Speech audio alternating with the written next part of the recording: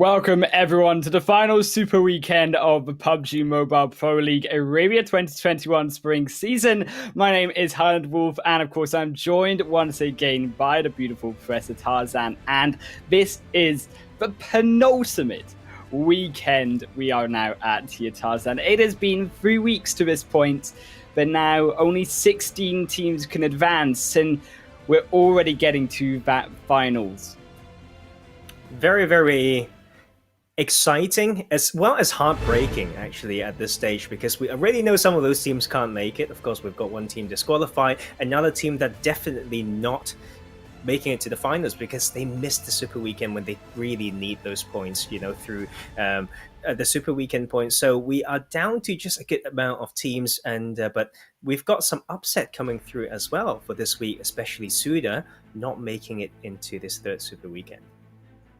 Yeah, of course, it was a big upset to see SUDOR, who were currently sat at bad high top 3 position, Tarzan, when it comes to the overall Super Weekend leaderboard. So they're not making it into the Super Weekend is a little bit sad for them. But on the other hand, it opens up that exciting point of there is still one spot that all of these teams are fighting to avoid, where that is a one elimination spot left. Because, of course, when we think about these teams, Tarzan, we already know that, well, Fanatic Zombies and also the Side of Flare Loyal team, they are mathematically going to be eliminated, but of course there is still that one extra spot where someone has to go, and as we say, there can only be 16 teams who can advance through to the PMPL Arabia finals.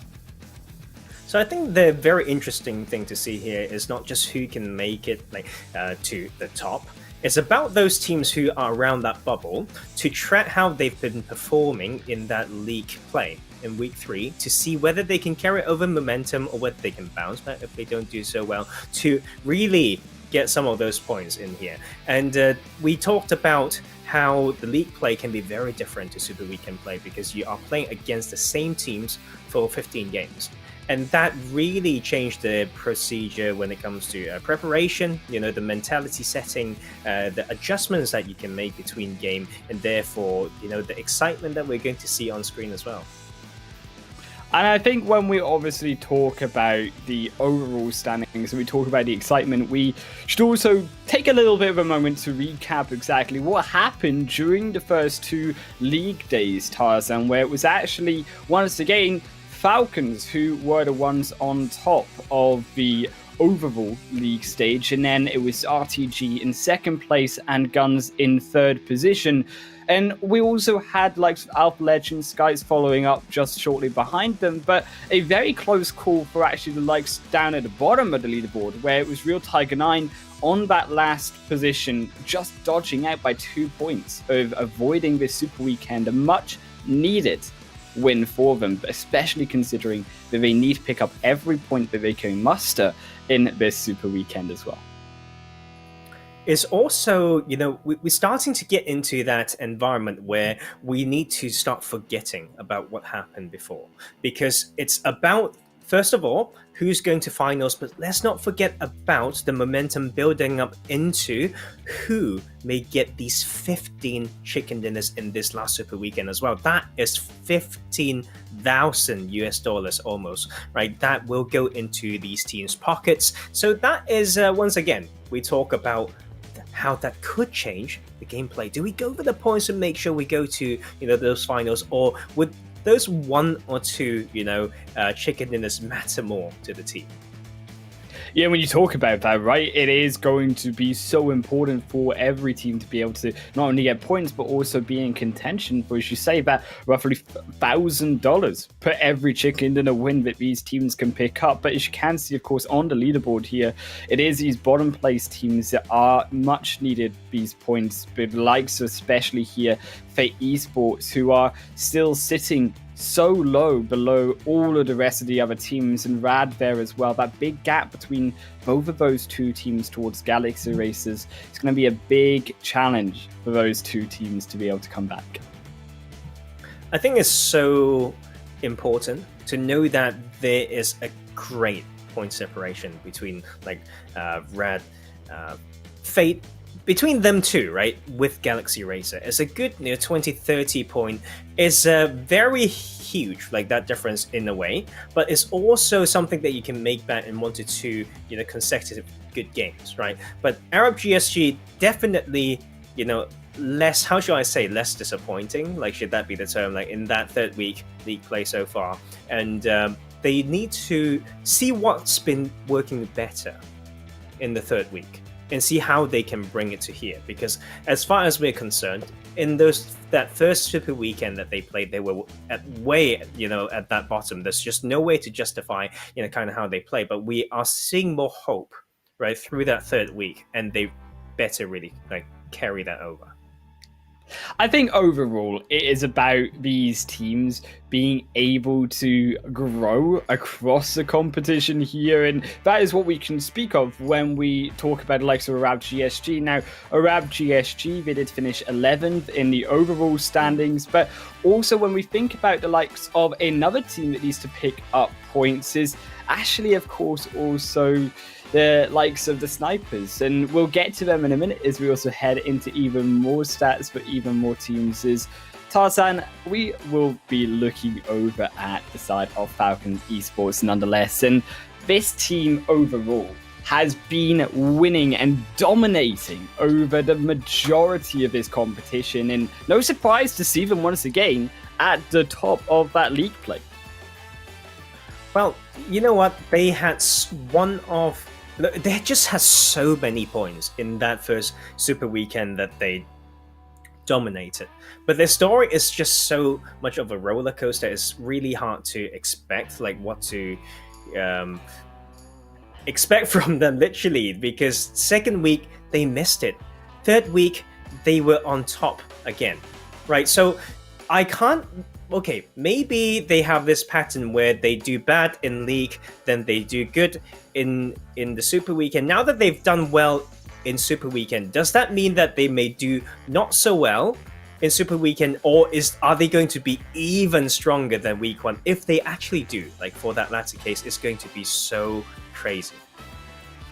I think overall Falcons heading into the Super Weekend, I don't think that actually the Falcons should be too worried, because of course Falcons are so high up in the leaderboard that yes, they missed out on Week 2, but they're promising Week 1 means that they don't really have to do too much to be able to come back to get through into the PMPL Arabia finals. But certainly I would like to expect a little bit more consistency, of course, coming into the Super Weekend, because of course we have missed them overall in the second week, and when we move into the third week, I want to see that dominant Falcons Esports that we are all too well knowing so far in this competition, as well as we just got to see, of course, in the league play. But on the other hand of things, where we were mentioning the Snipers here, Tarzan, I think more specifically, the Snipers needing to come back in alongside, I think, some other teams who have also kind of shoved them off to the side a little bit, like both RTG and Alpha.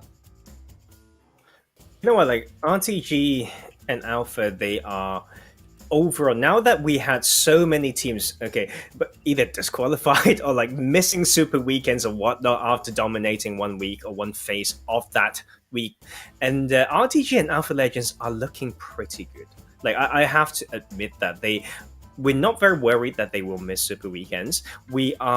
And they're getting consistent points in super weekends as well. So these are the teams to watch, and I think that's very interesting, because Alpha Legends, we knew that we kind of should watch them, but RTG wasn't one of those teams, but they are maybe proving us wrong. For RTG, specifically when we look at their Super Weekend results, man, Tarzan, they are heading up. I mean, they're currently sat in 5th position, 238 points, practically already there. But I think that, again, the storyline doesn't necessarily mean that, yes, if you're already mathematically guaranteed really a spot as long as you pick up just some points in the Super Weekend, I think that actually overall it does boast towards actually practicing and enhancing your skill, as well as also showing that once again you can be a consistent team, because there's no room for slacking. And like we saw, unfortunately for the likes of SUDOR, they felt that, and they of course aren't going to be in this Super Weekend. And it's so okay, it's very hard to justify. Some people would be like, they are safe already. They can do whatever they want. Take a longer break to come into the finals, because finals are going to be a bit different, guys. Because like for Super Weekends and League Play, the League Play, this is how it works. In League Play, you play 4 games per day. But if you make it to Super Weekend, you play 5 games a day. You make it to the PMPL Arabia finals, you play 6 games a day. 6 games a day, excuse me, English. But that is something. Like, that is endurance, right? And it takes training. So I don't know, but I feel like if anyone's trying to justify SUDOR's performance by them wanting to take a rest, I think it should be an excuse.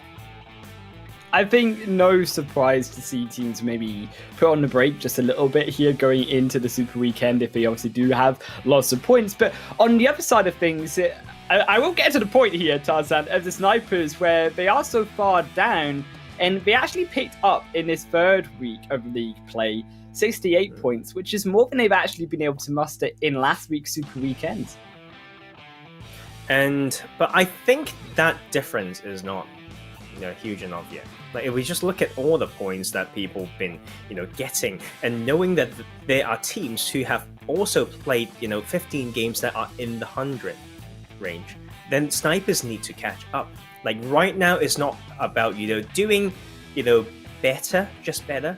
If what you did before was just not good enough, now they have to be one of the best if they want to be looking good. Like, you want to not just be able to make it. That doesn't help you when it comes to like confidence as well. I don't know how other people work, but I would definitely love to know that I've been doing well before heading into the finals. I think that there is, as we say, alongside, of course, both Fate and Brad, some definite catching up to do for these 3 teams. But when you obviously look towards the likes of teams who are standing out so far in the competition, I think the consistency award really does actually go towards the likes of Alpha Legends, who have been very consistent through the entire tournament. And I think that is also, as we say, props to their experience and props to their top fragger here, which is, of course, no less than Chaos, who has been so monumental in this team's success. Yeah, and you know what? The issue with Alpha Legends is they are consistently around, 3rd, like 4th position, and that's about the amount of teams that we are sending to the EMEA, if my memory serves me correctly. So you actually, as a team who's always kind of on that bracket, it's great, by the way, like for them to be close and consistently there. But if you are so consistent, how about find a style without losing your strength that allows you to bump yourself up even more, so that you can really be so good and say, we're so confident based on stats, based on how we play and everything, that we're going to play the EMEA. They are in that bubble, and I would want to see more from them. I think that you're a hard man to please, is what you're trying to say to me here, Tarzan. That's very true. Like, these guys are top 5. They could effectively make it into the EMEA League, but it's just not good enough. And I think that should always be the case. So on the other side of things, you should actually always strive to be your best. And I think this is what also I want to see, of course, from the majority of the teams who, as we say, mathematically, as long as they keep picking up points here, they shouldn't be eliminated. Of course, there are more concerns towards the likes of Snipers, of Fate, etc. So I think that it is now about how can you boost yourself and how much can you learn off of these other teams, because the majority of these teams are going to be those who you face in just a week's time.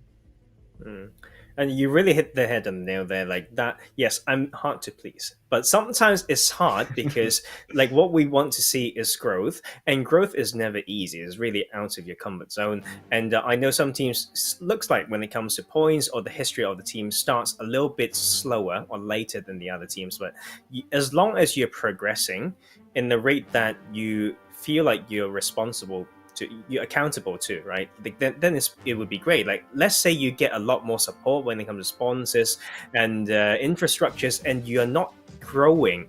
You want to be growing, but quicker than before. But then you're not even growing.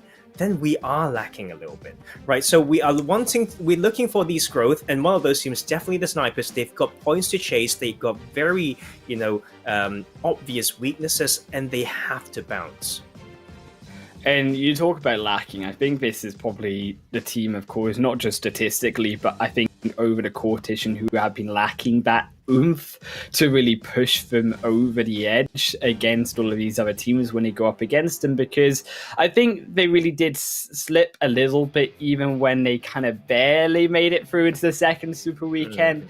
They definitely did not pick up the points, and I think every team who missed out on the first Super Weekend had that opportunity. And you can see from the likes, when you think about Galaxy Racer, on the other hand, they, by large and far, were able to prove that they deserved a chance to be able to make it into the finals, because they overall picked up 141 points in just that weekend alone. And they now, as a result of that, have set themselves up for success coming into the third week as well.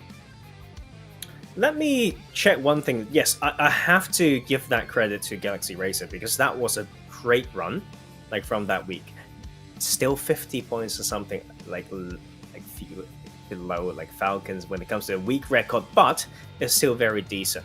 What we want to look at is the fact that they got into this Super Weekend with kind of below average, like when it comes to the standings. So they once again need to find something in the head that clicks when it comes to their motivation and say, hey, look, we had that great week last week, Super Weekend. Now we are back in, not just made it in. We are definitely well in, right? Well qualified into this one. How about we make this week even better than the last week's? But if we just look at, the chicken dinner prize money, and GUNZ is just way above the rest of the lobby.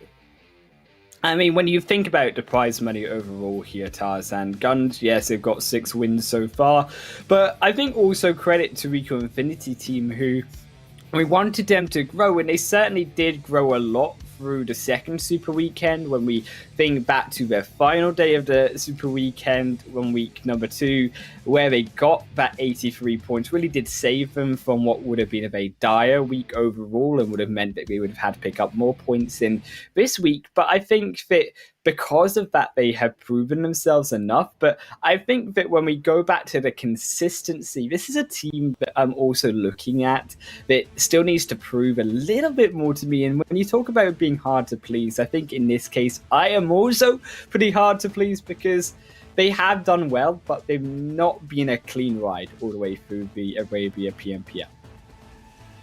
Oh, definitely. They just nowhere near clean. Like, I feel like, yes, the points looks like they've been, doing up, but the swing is so huge and it's so hard to define how they get those points that I just want to see more. Like, of course, we don't have, the perfect multiple camera sometimes, but yes, RICO Infinity team, like sometimes when they fall, it's just a pretty hard to watch type of fail. But today, we are back to having those 5 matches with that Sanhok sandwich. We start with Erangel going to the desert, then to the jungle of Sanhok, then we kind of reverse that back to Miramar, then ending with Erangel once again. So this will be the same map order for today, tomorrow, and the day after. And of course, you will not just see us, but the beautiful Span Cargo and DK as well. We will split this last Super Weekend. You know what? It's starting to feel both exciting and sad, because I can't believe it's been going by so quickly. Yes, it's almost in again. It's the final Super Weekend, but by golly, Tarzan, can we make it a good one? And still, we don't have to forget here that there is still the PMPL Arabia finals next week. So we're not quite done yet, Tarzan. We've still got, as you said, 3 more days for us to be able to cast. And I think when we talk about specifically the match in the middle, Sanhok, the best match for me to cast, but I also think that I'm expecting a lot higher level of play coming out of Sanhok, because it wasn't super clean to begin with at the start of the tournament, but since we've had the Sanhok map in the league stage of week 2 and now week 3, I'm expecting that these teams are much more familiar with it and much more familiar with the map with these other opponents inside of it. I feel like that is a very fair point, but the teams also need to know what to focus on, for sure. Yes, you prepped enough for a Sanhok week, right? There's no Miramar in that league play. But now, after all, it's still 1 out of 5 maps. Like, that is on Sanhok. So you still need that emphasis on the other maps. Of course, everyone matters, right? And sometimes I feel like we come up with all these theories of preparation. Sometimes you can only, execute and do so much. Like, you can only change so much as well. So focus on what you can change, I'd say. Like, when it comes to coaching and having like sessions and reviews, just don't overload yourself. If you overload your circuits, you cannot function and show your best self. I think that you also pointed to the other point, which is actually Miramar overall here, Tarzan. We've not seen that at all when it comes to the play this week so far in the league stage. And when we looked back at the second week when Erangel wasn't in the game, that was actually something interesting to me because we didn't actually get to see so much of Erangel, and when it came to the Super Weekend, I felt like teams slightly did slip. So I'm very excited to see in Miramar overall, but of course we do have to go back into the first game as we hit the road for the final Super Weekend, Tarzan, because it is none other than Erangel itself. And oh man, here it is. 15 matches to decide which of the 16 teams will progress to the PMPL Arabia final. Ooh, and we start today and this Super Weekend, last Super Weekend in fact, with the Eastern Plain Path. Basically through that Eastern Bridge, through Milta Farm area, through Yasnaya, all the way to kind of just off east of Zaverny. So it's still pretty eastern, making some of these drops pretty difficult. And I just want to point out, Georgiapol, Hospital, Zaki are some of these important drops. It may slow down that phase 1, especially for RICO Infinity team, because I feel like, if I remember correctly, Zaki's their drop, so they may go for something else. I do feel like it could be now the time to change. It could be the time to adapt, especially considering the RICO Infinity team, as we say, do have the points in their pockets to not have to worry so much about getting into the finals itself. But I'm more interested as well to see is what we mentioned, the likes of course, Snipers, of Fate, of Side of Rad, and I think to an extent also Galaxy Racer, to see if they can uphold their gap that they have created above those other 3 teams below them, because Galaxy Racer are a puzzling team to me overall. I feel like they have had very good highs, but on the other hand, Tarzan, they have been shockingly lows as well. I feel like they are the team that is defined by aggression. And that is the issue if you define yourself with aggression. Like, when you don't know how to find that line between aggressiveness and, very bold and, disrespectful play, you get punished so heavily. So I think that is why it's hard to be this team, right? And many teams that, form their style based on aggression, because it's really hard to find that line. And if you don't know how to grasp it, you'll make yourself look like a fool. I mean, it was Galaxy Racer. Nonetheless, it picked up the lowest amount of points overall, only 3 days in the second day of league stage in week number 1, which was exactly why they missed out on the first week of the Super Weekend. And I think that they do still have to prove that that consistency is there. And I think the consistency is what I will be looking at the most here overall from every one of these 16 teams, because whoever can prove that, whether you're high up on a leaderboard, low down on a leaderboard, that's what will get you through to the finals, and that's what will set you in good stead to do well in the finals as well. Yep. And we will soon be able to see who will be $1,000 richer. But this game is not going to be an easy one because it takes a lot of decisiveness. We have an Eastern Plain Path. We have a very Western Phase 1. So some of these teams, as you saw earlier around Headshot Hills, we have the side of HOTLINE just heading towards, their favorite, Georgia Pool area already, and I can't disagree with that. And props to them for able to maneuver through the other teams who have dropped around headshot hills, and then also making their way over there. Just no hesitation there, and I think that's what's needed for this phase one if you want to have uncontested drop and contested loot. But it's also for the other teams to test their ability to balance between that rotation or maybe fighting in from the very congested eastern side. Well, we can see one team already on our screens here that will have quite a difficult rotation indeed to make, because SCYTES here, they're down on the south end, they're down in their comfort of military base, but that zone is far from comfortable, all the way up onto the northwestern side, even up so far as towards Zaki, being close to the center of that phase number one. And Tarzan, we've not seen a zone so far, at least for us anyways, in this competition, that has been so far shifted up to that north and western side. Yeah, and you know what? It's also like for this type of circle, you really want to think like why you want to rotate in that way at that time. I was once told, and I kind of agree with this the point as well. Like if you are in circle, like where you drop is in circle, have access priority to go to power positions, you want to go there quick enough to make sure you control it. But if you're so far away that you have no way contested some of your favorite spots that are 3,000 meters away from you, then you can just take a bit more time. Sometimes that strategic tanking won't be too bad either. You can have a better loadout. You have just that little bit more like meds, to heal through it, wait for the edge to open up, then you have an easier rotation from there onwards. But sometimes it's not just I think in the highest level of analysis and IGL and shot calling, right? It's not about how those two circles look like is on any blank page of paper. You really need to look at what's within it, the landscapes that's in it, and that will really change how you want to make those decisions.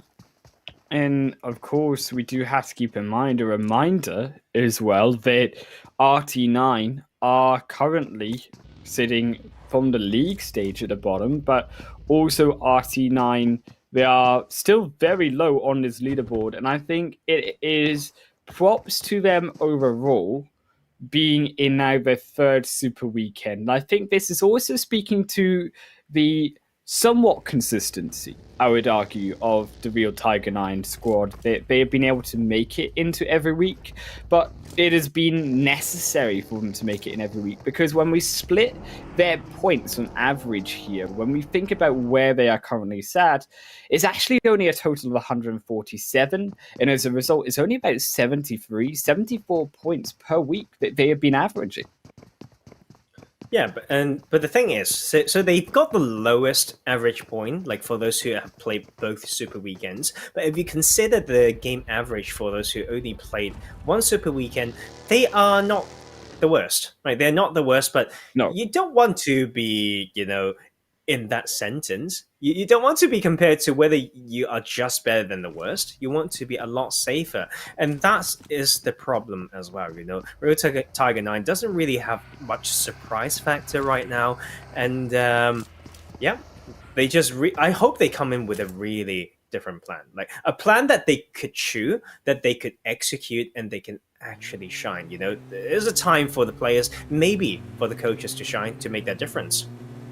Well, I think when we look back at the league stage once again for Real Tiger 9, they've actually been doing fairly well when it comes to the win rates that they've been mustering. They averaged about that 25% win rate going into this week, but it was the Super Weekend win rate, and it was the Super Weekend placement points that really did bring them down quite a lot when we talked about it only being about 2/3 of the points they were getting in the Super Weekend compared to the league stage each week. And I think that the consistency over the 15 games rather than just 8 games is something that maybe then speaks to us as Real Tiger 9 and their endurance. And that is perhaps what we should be looking at and focusing upon for this squad.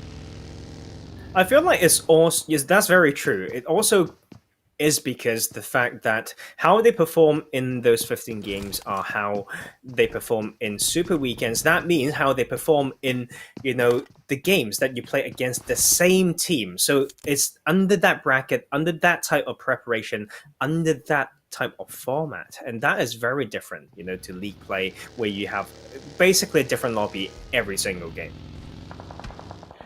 HOTLINE as well, one of these teams who I feel also needing to show something special. They are up against, unfortunately for them, one of the most consistent teams of GUNZ, but they will take it to them nonetheless. But unfortunately for them, Damar has already been knocked, and GUNZ will find first blood in the super weekend. But Hamodi is in a tricky position. Looks like they're going to be saved by Freak from behind as the second one falls. The drive over, that will confirm the kill, and down goes two now of HOTLINE. One already confirmed out, and this just is a disaster for HOTLINE Esports, making their way through into the bushes. But their pace, they might just lose a third, because Mambe now has lost a vehicle. You see the rest of GUNZ are moving in even further for the third knock. Mambe has to now survive, but on the edge of zone, this is not how HOTLINE wanted it to go. So tricky, and I feel like it's a bit of just an outplay. GUNZ just know how to split around there better. They have better immediate assessment of the landscape, so they can make the Overwatch much more effective. And sometimes that's the case. You tunnel onto one guy, you want to support, but don't forget that the person that you're trying to hunt down may have an Overwatch teammate as well. So these are all the fine things you need to think so thoroughly. And this is why this game is so hard to excel in. But HOTLINE definitely, feeling that pressure, losing 2 players out of the 3 that's gone in this game 1. Oh man, and when you think as well to the case that all of these smokes is being used, it's very unlikely, yes, there we go, that Mambe escapes through away from this, but also the fact that so many smokes there were with Mambe, and the fact that all of them have been used so early on, you don't imagine only now 8-9 minutes into this game that HOTLINE had every little bit of equipment they wanted in their backpacks, and losing so much of that already with 3 players, it's going to be so tricky for that final player to bring it through to a good result. Unfortunately there for GSG, they're also up against RTG, another one of these top squads, and they are racing, and RTG are zoomed to try cut them off, but not as fast as Alpha Legends are cutting off RICO and Infinity Team. One knock on Khalid, the next on to NASR is Chaos. With the help of Jody, will find a second knock, and now the rest of RAT, they come in for the support, but it might just be too late here, as it will be one. Round the edge of the tree will be found. Boom, down you go. RAT, they tried to find a cheeky grenade back, but they won't be able to cut them off in time. Alpha Legends still aggressing up the top of the hill. Still Ragnar Prestige available to still fight this one for RAT. But Alpha Legends, they are looking much more dominant in this fight so far.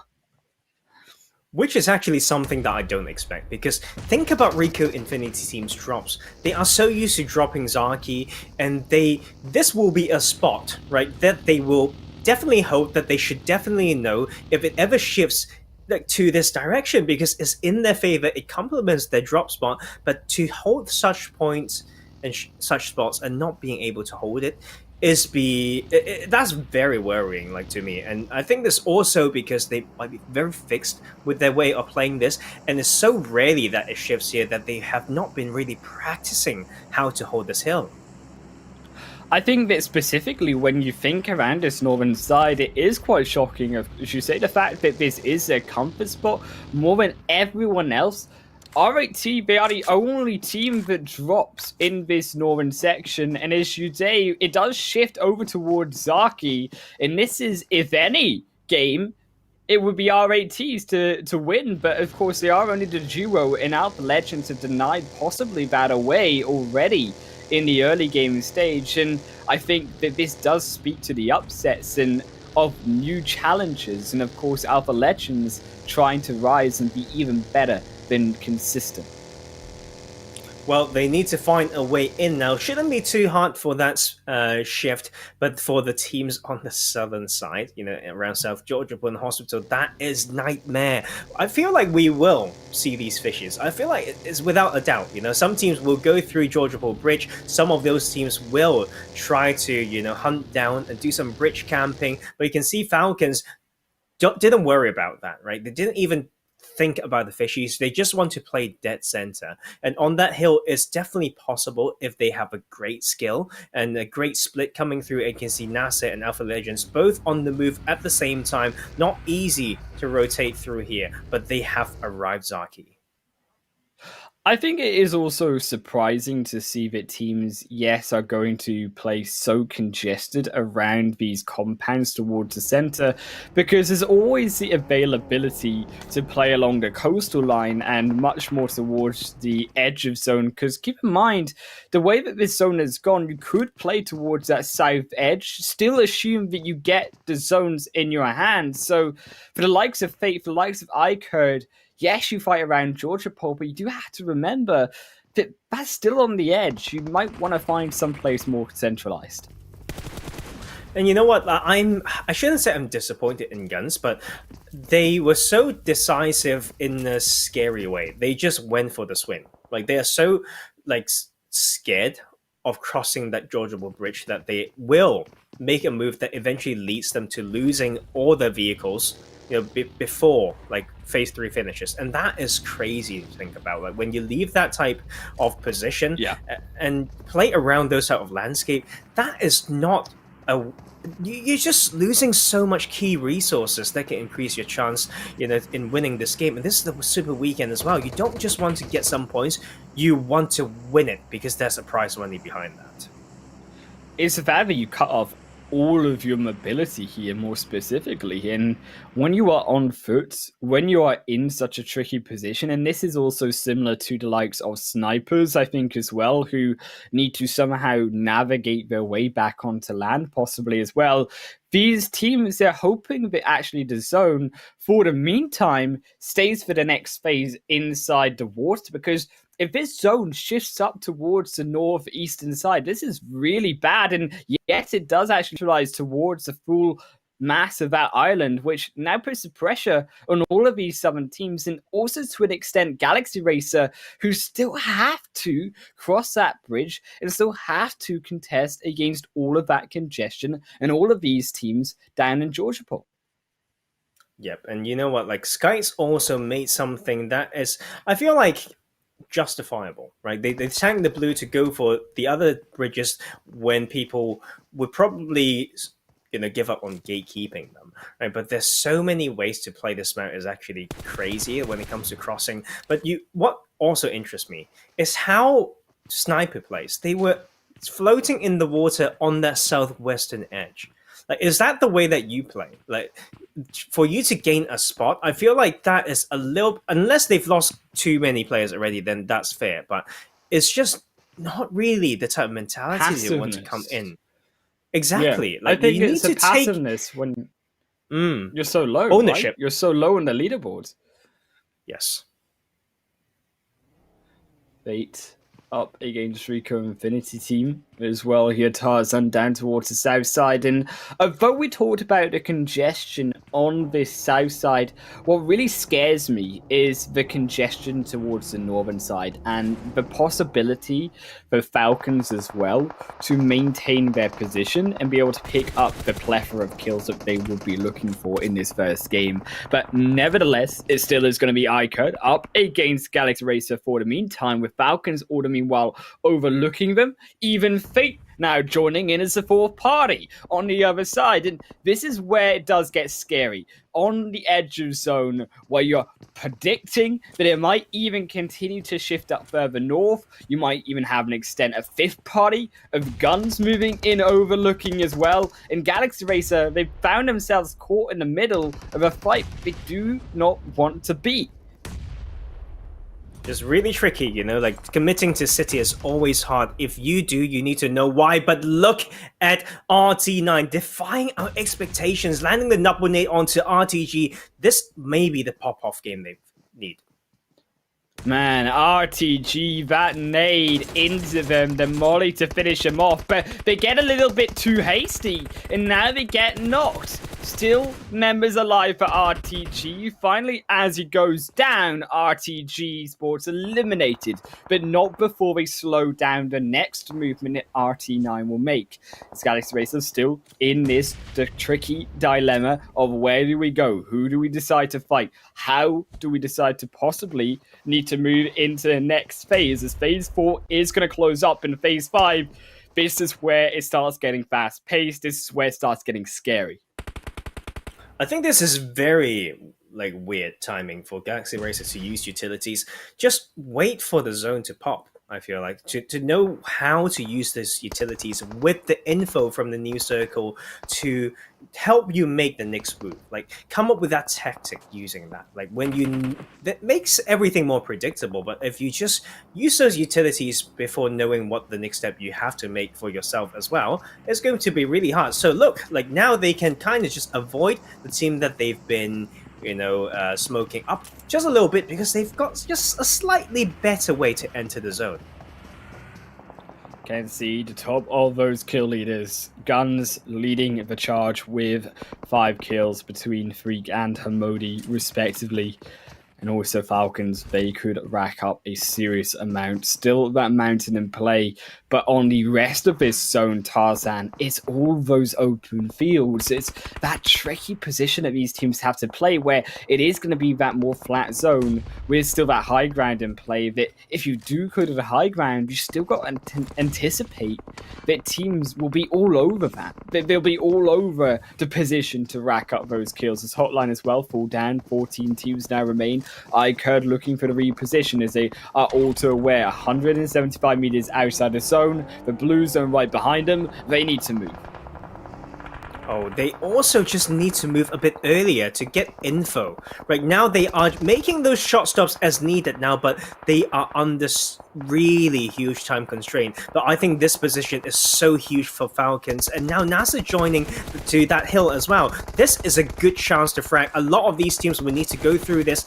They either die on rotation, or they just die when they found a new spot that is controlled by this hill.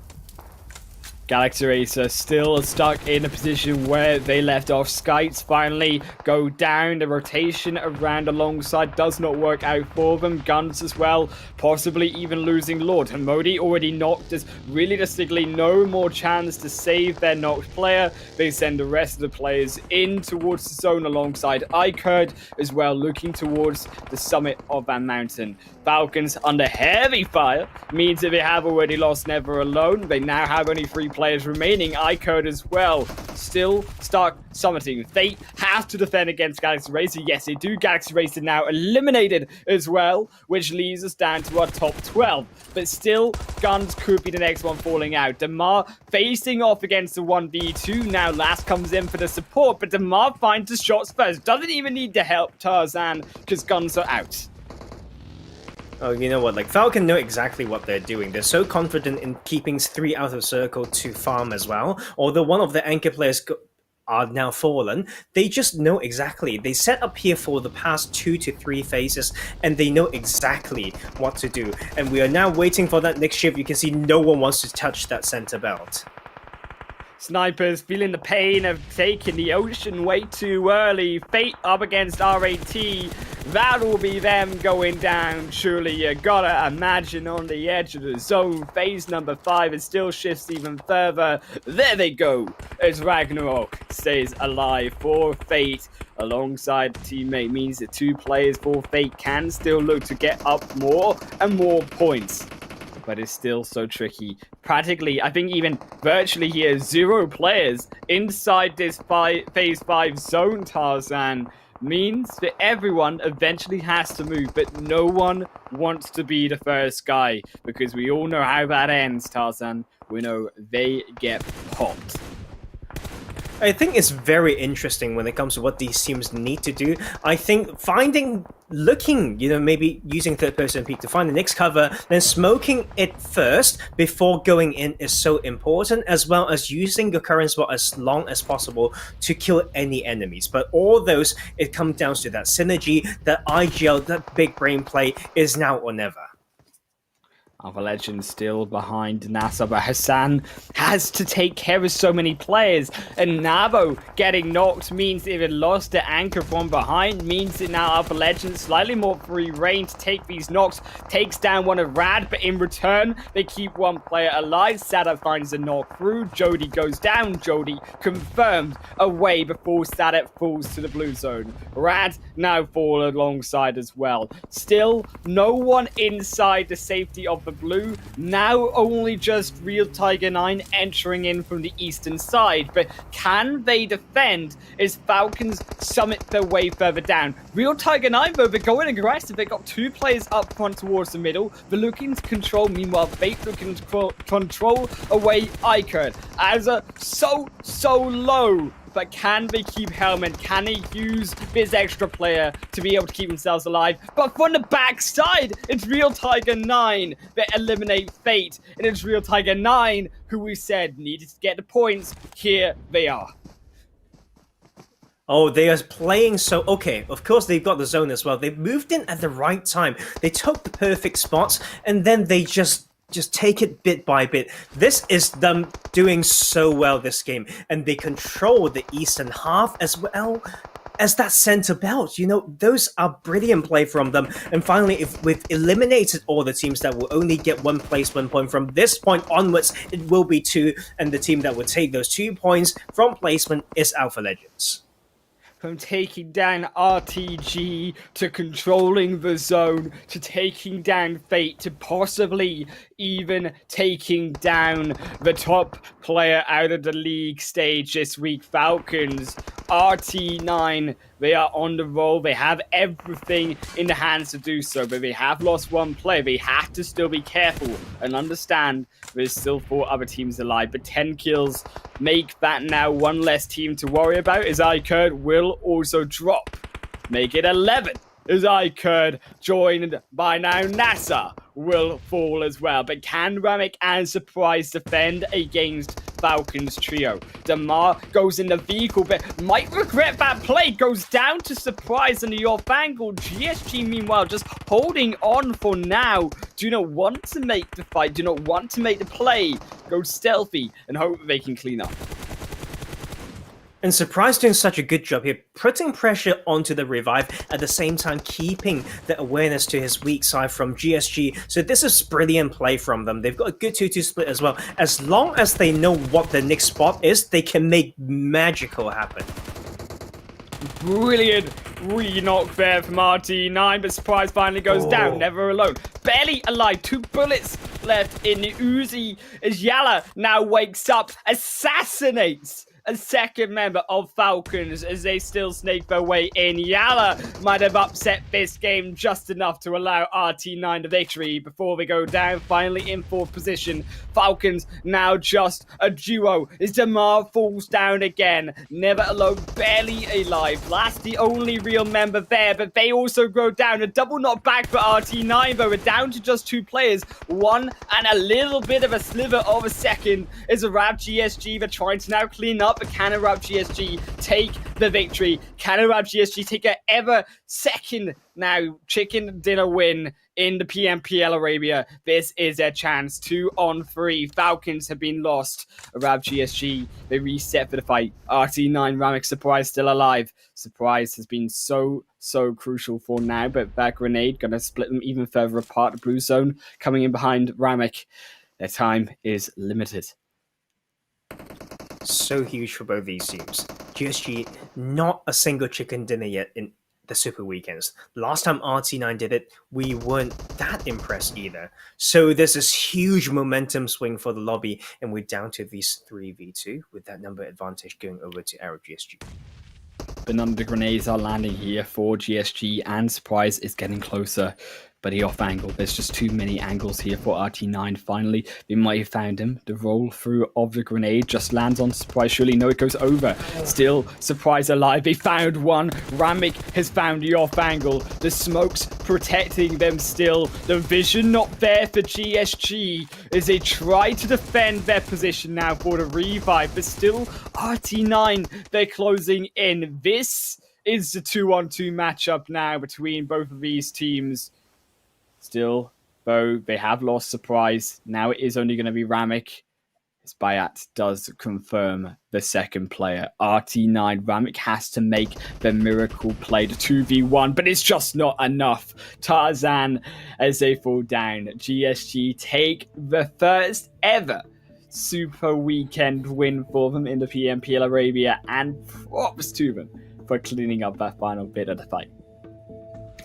You know, Chicken Dinner, 5 kills, you know, not as many points as a 25-point game because RT9 got that 25 point, 13 kills is what they got. Crazy, right? But only 5 for GSG, but they got the prize money for winning that game. So who is stronger in momentum? We don't know, but that game was just insane. Right, is all those teams just drop around like phase 6, and that is the level of competition that we want to see. But that being said, we'll go on a short break, and then we're going to come back for some statistics.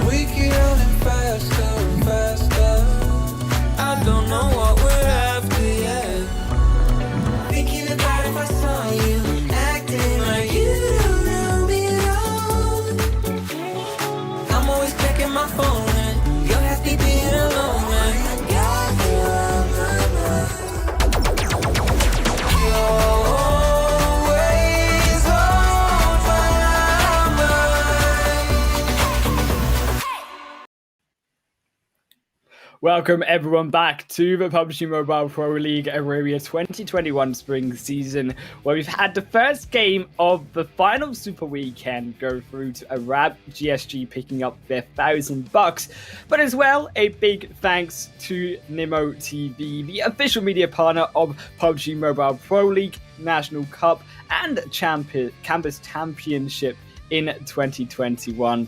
In Tarzan overall, though, it was the likes of Arab GSG who came up strong, but even stronger, Real Tiger 9, who were able to bring through, as you say, the 25-point win and a big start in momentum for them. Very huge. They found a spot that were not very aggressive, but they kind of knew how that spot could be played. They pushed away, they squad wiped a very good team, and then they just took their momentum from there. So this is huge for them. The fact that they're averaging such a low amount of points before, to start the day with 25, you know, things are getting just more interesting. I think overall, interesting is the word, but if we move through over towards the match stats here, Tarzan, we get to see not just who the top two teams are, but as well who was below them. And Falcons also coming up with their own strong game. 6 kills, their third position, just not able quite to hold enough for that chicken dinner. YaLLa were the ones who put in the hurt enough for Falcons to falter at that final hurdle. Yep, and you know what? That is also GUNZ Esports. Like, I doubted them. I don't think I'm going to take it back, because if they somehow have a car to move in from that south side after that swim, I think it would be easier. But they did what they could. They know exactly how to get up, that like coastline. That's the first worry that I had for them. I know people who gone for a swim and couldn't find the ladder. So that's one thing they've done right, and almost double-digit points. So after all, still a very decent game from them.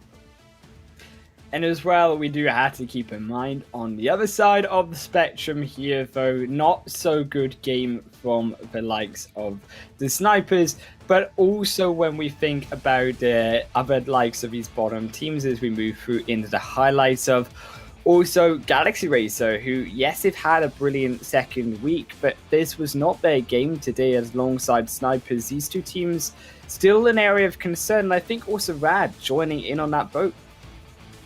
Well, you know what? It's not just this team, SCYTES, that we saw like earlier in these highlights as well. They have been struggling a little bit, and I mean, it's just one game, because, like, to be fair, like, that league play in week 3 has been a significant improvement compared to before. And also, I think this was also a big step up from the side of iKURD, who, again, yes, not the perfect game. Yes, they got caught out by Real Tiger 9 with the abundance of damage that they brought to the table, but still, nevertheless, a promising game from them. And had they just been watching their flank side and not got so caught up around Fate, they might have actually been able to survive for longer. Of course, Fate did drop down to RT9 as well. And when you talk about the weak sides and you talk about the rotations into zone, this was something that I still think is left to be desired for these squads, because there were still these moments where we saw teams get caught out in their offside position into zone, or also when we look at Fate, just so focused on that fight to defend against iKURD, even though they've got cover against them, that they forget completely that the side of RT9, they also join up beside them.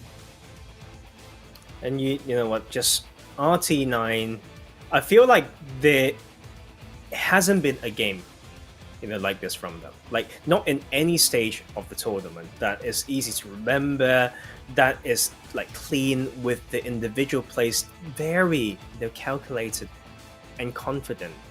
I know they didn't take that chicken dinner, that's sad, right? But this is definitely the definition of a pop-off, and then capitalizing what the circle gives to you. So that is great from them, and I'm very happy for teams to, like we mentioned, outgrow themselves.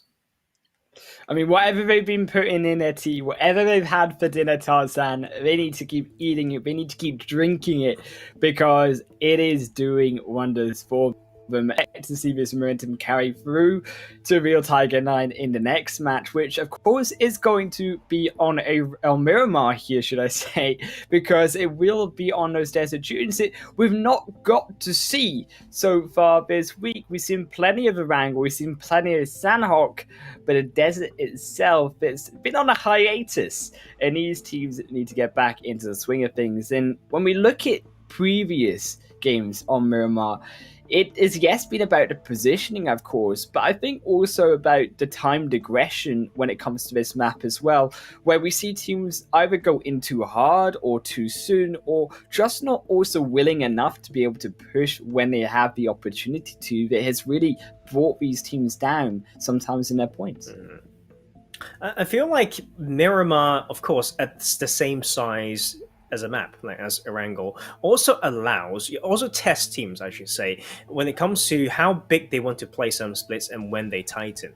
But the thing with Miramar is, if you didn't form the right split and you didn't readjust it in time, you get punished a lot heavier because you can't just like prone on that hill and there's grass for you to rely on. You kind of in the open, unless you found the perfect dip, you found the rock. So that is the difference between those two maps, and that's why Miramar sometimes is the map that is hardest to master, and a little bit in the way that is not so reliant on the circle as well. So Miramar, you've been missed. I love you. Like I just love this map. I've talked about it before. I know I'm supposed to live in the jungle, but you know, why not?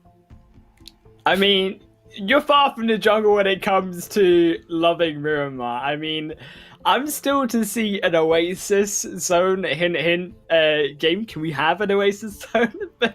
Maybe You one jinxed day it. I will get to see it.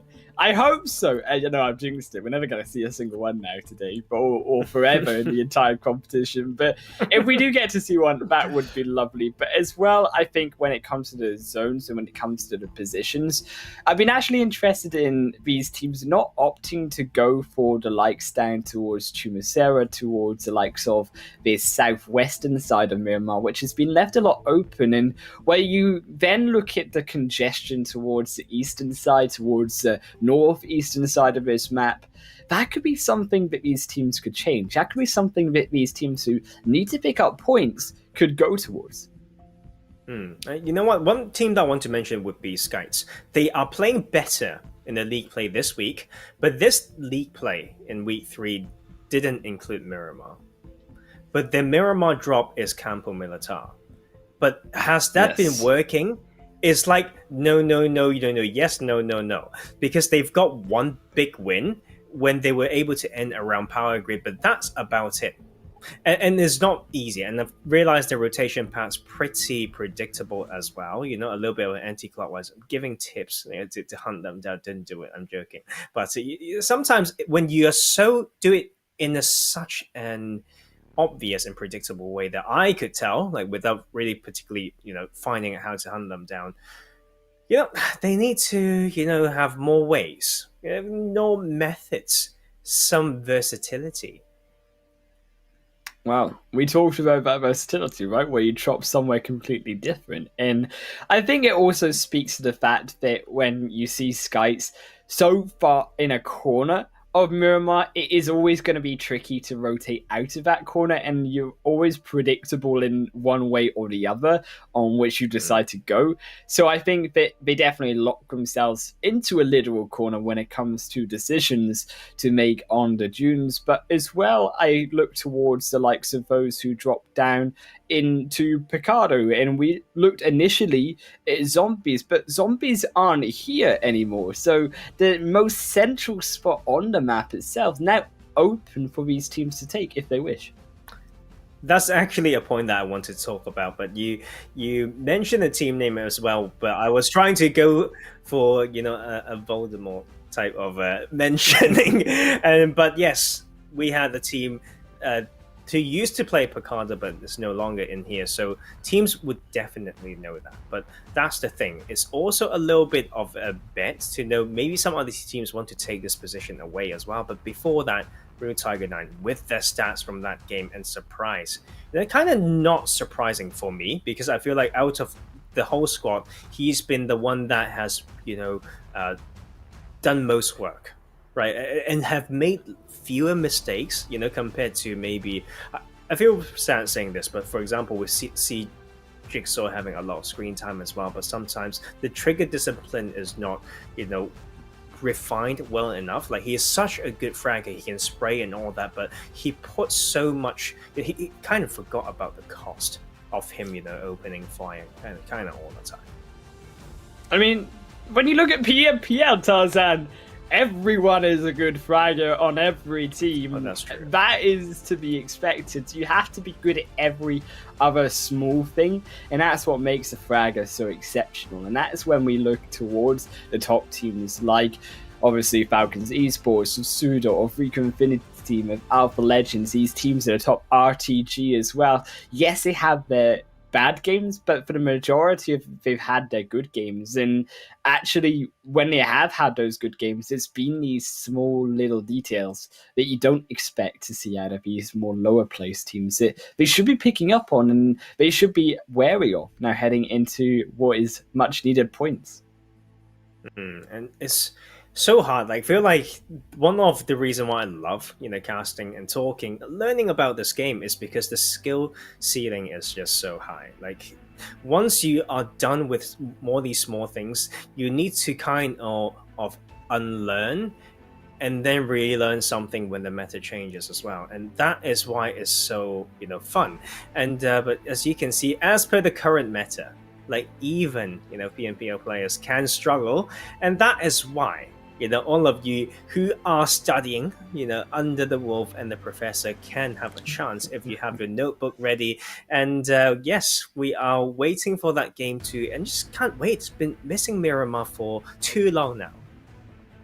Oh man, it's been like only a week and we're like, Miramar, where are you? We need you in our lives as we move through into obviously the second game. But I think it is also towards the likes of momentum and carrying that through, because when we go to some of these games of Arab GSG and Real Tiger 9, yes, they've had big wins, but we don't actually expect them statistically to be able to carry that through to future games, because they just haven't carried that through into future games. So this is also a chance for these teams that don't get so much of the spotlight to be able to really steal all of that light.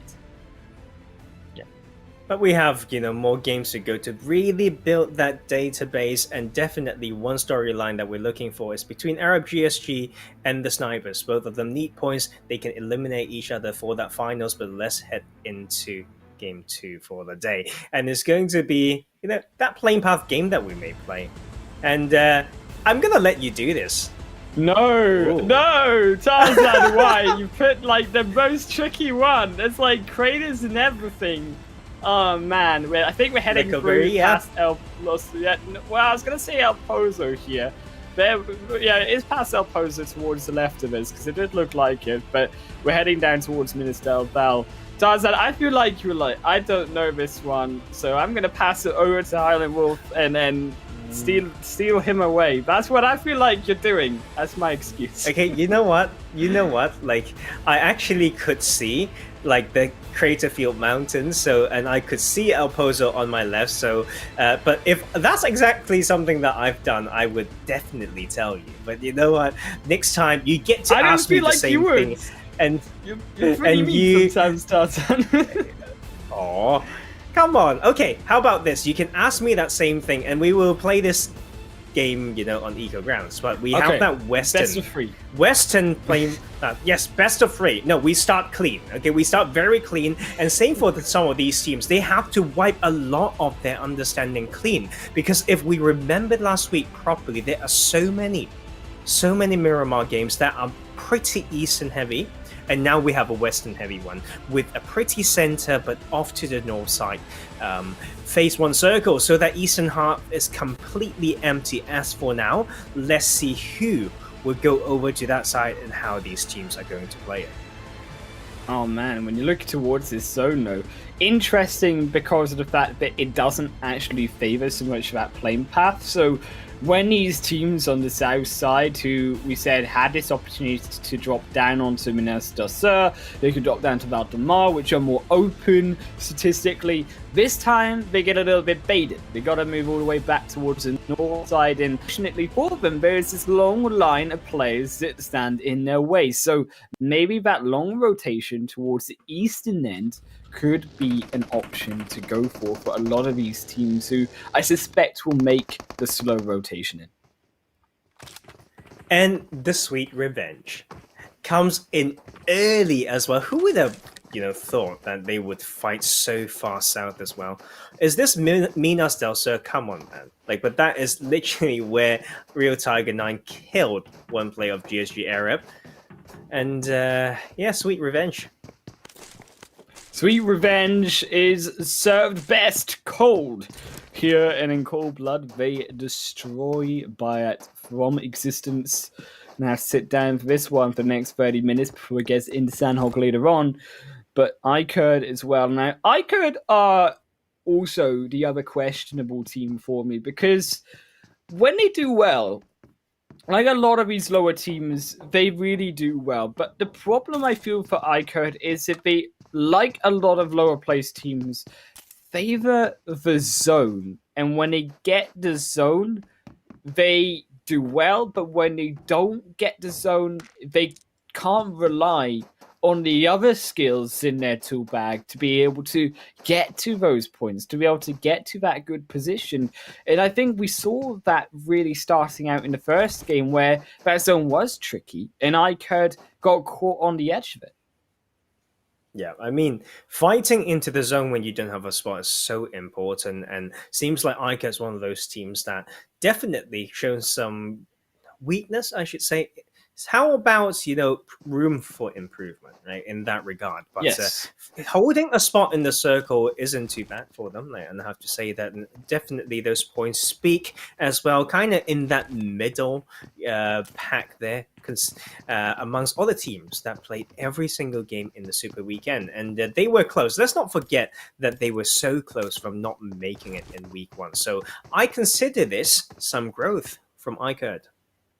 Yes, I think overall iKURD have been better. I think that this is interesting to note from them, but I still feel that there is plenty of room to improve. And well, there's 15 games to improve on now, so now is the time, rather now than late, to be able to get those points on board to be able to prove themselves. And we also talked about the fact that Zombies, well, they're not here anymore, and Falcons, they recognize this, and interesting to see that they go for Picardo this time around. Well, I wonder if they know how to play it, because now that position is nicely not contested, right? But they are not quite in the center, right? They're kind of in that pretty southern edge position. So knowing Falcons and them knowing when and how to claim a good spot, I wonder if they will make that rotation early, or they would just use Picardo, to clear some of these teams that can very well, come through, the surroundings of Picardo. I feel like the way to do it would not be to sit in Picardo itself, though, because when we look at the terrain and we map that over Picardo, you obviously have Picardo in a dip in towards the center, and then it's going to be very difficult, I feel, for Falcons to rotate out, judging by also how many teams are around them, and judging that Falcons also should understand that based on how that zone and that playing path has gone, that there should be teams, plenty of them, coming from that south side as well. Yeah, I think it's about how to hold that. Like, if the plan is to clear, the teams entering from south, fair enough. But if that's the plan, I don't think they would hold, like, Picardo, the city itself. They should kind of go to those hills, maybe the bowl, like with a brilliant dip to the eastern side, or just kind of sit one on Picardo Hill. It could be a big 2-2 split that has, a planned path to support each other, so they even park the vehicles facing the correct way as well. Those are the small things that we talk about, but this will also be a very interesting part of the map, moving away from St. Martin into Hacienda, even going all the way towards treatment. There are many good spots if these teams know how to scout for it, then claim them. I think that also I am looking towards the map, and I'm still going to be interested to the next time we see it, of if these teams have decided to make those wide east rotations in, because I feel that this is something that is very still much open for these teams to take. But on the other hand of things, you still got to consider that if you go for these long rotations out, you get caught by teams, these options start to get removed by you. So with Real Tiger 9 now moving up against SCYTES, good that they get that knock, because this buys them time and it puts SCYTES in this position that makes it so tricky for them to be able to navigate their way on these wide flanks if they choose. Just kind of didn't expect this sort of fight, and like RT9, first off, I feel like it's so weird that they could find one player of Arab GSG in that very southern position, but also SCYTES to stay around here and not to stay stealthy as well. It's just weird. But these are the chaotic pattern of phase one, when it's kind of drifting away. You can play so late, you can rotate so late, but you can still have such a huge window for rotation. But let's hold that thought, because snipers now need to withstand the pressure from YaLLa, but they did have an opening knock, so that is good. YaLLa already one down. Dart being knocked to the ground. As it will only be 3 more to fall. Still have DKA off on the far angle, though. Still also one from SUDOR as well on the off angle for snipers. So it is a 2-on-3 situation. There are still going to be disadvantages for YaLLa. They're not going to be able to equalize this, despite the fact one member of snipers isn't even in the fight. But Bandar's brilliant grenade on there to Marco does actually find the angle in, knocks one through for snipers, so now turns the tables. It is YaLLa now with the advantage, as SUDOR will also move their way in to make this still equal as best as possible. Go for the 2-2 split through. YaLLa moving their way up, pressuring even more, trying to make sure Marco cannot be revived. Have been able to successfully separate snipers away from them for now. It's just tricky. I feel like snipers can't win this just because of their split. So hard for the solo inside, to just take on the full squad. The 2 other players are split in a way that can't get angles to support, and this is just a problem with this type of split, as they get punished for that. Just very expected in this case. Very expected indeed. Is I think brilliant work there from YaLLa to turn that bad situation into a positive one. I think snipers should have been more aggressive, and as a result, they have lost 2 of their members so far. Yes, you hold on to the opposite building of this small compound around Happy End of the Pattern, but on the other side of things, you're contesting against a full squad of YaLLa, and you're hoping now at this point that the likes of RICO Infinity Team or RTG walks their way in and try to third-party YaLLa and buy you some space. Oh, and the trigger discipline didn't come through either. When you can just stay stealthy and get a knock, that is so important, as he is actually maybe just bigger brain, just baiting more shots from the other sides. But this is going to be very tricky soon, because with those gunshots given away, these teams like RICO Infinity Team would want to have a peek and have a piece of this.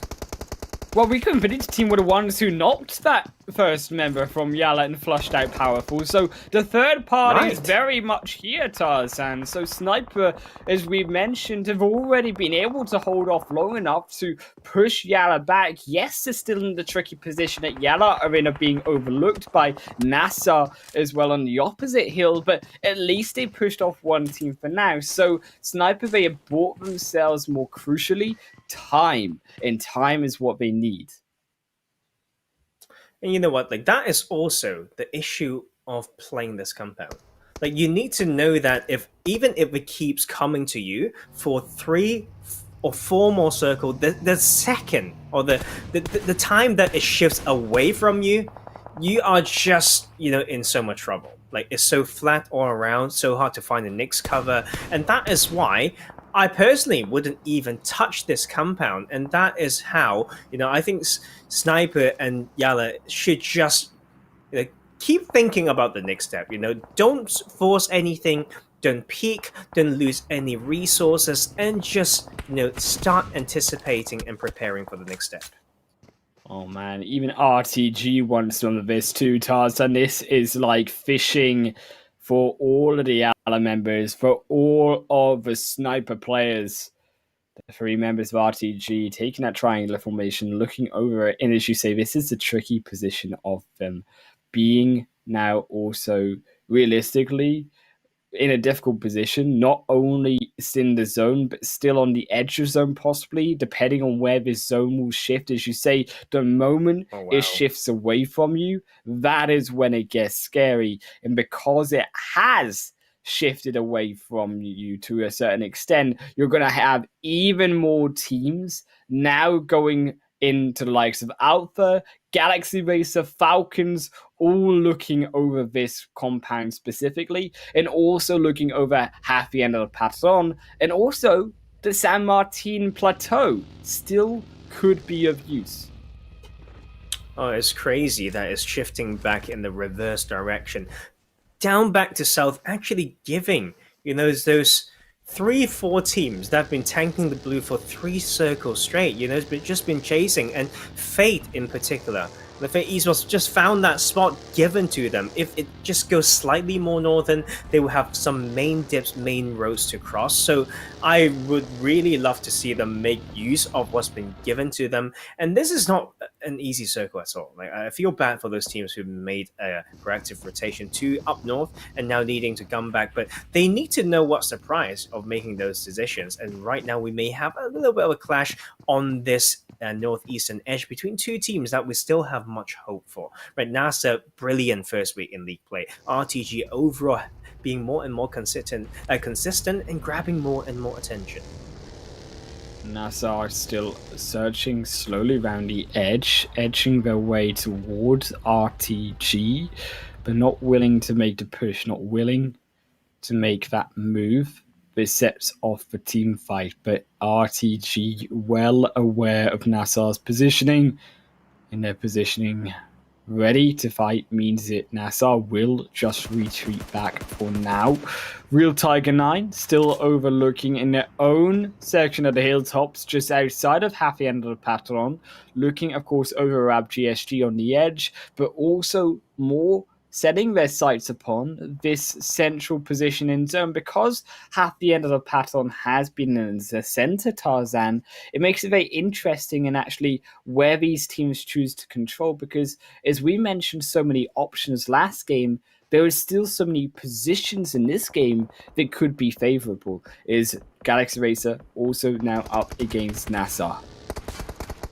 Oh, it's not going to be easy. I mean, like, Galaxy Racer seems to be able to hold down some plans that they're trying to split and control for, but you can see Maskash just getting punished. He's one of those players that tend to get not pretty early, and you just need to know the price of playing spoiler from that hill, because there's high ground upon high ground. Galaxy Racer is not in a good spot in the very congested eastern edge. We are waiting for that next shift, and it may just be very, very tricky for these teams if it does exactly that. They need to maneuver through the city and go into an area of basically known setup team already in circle.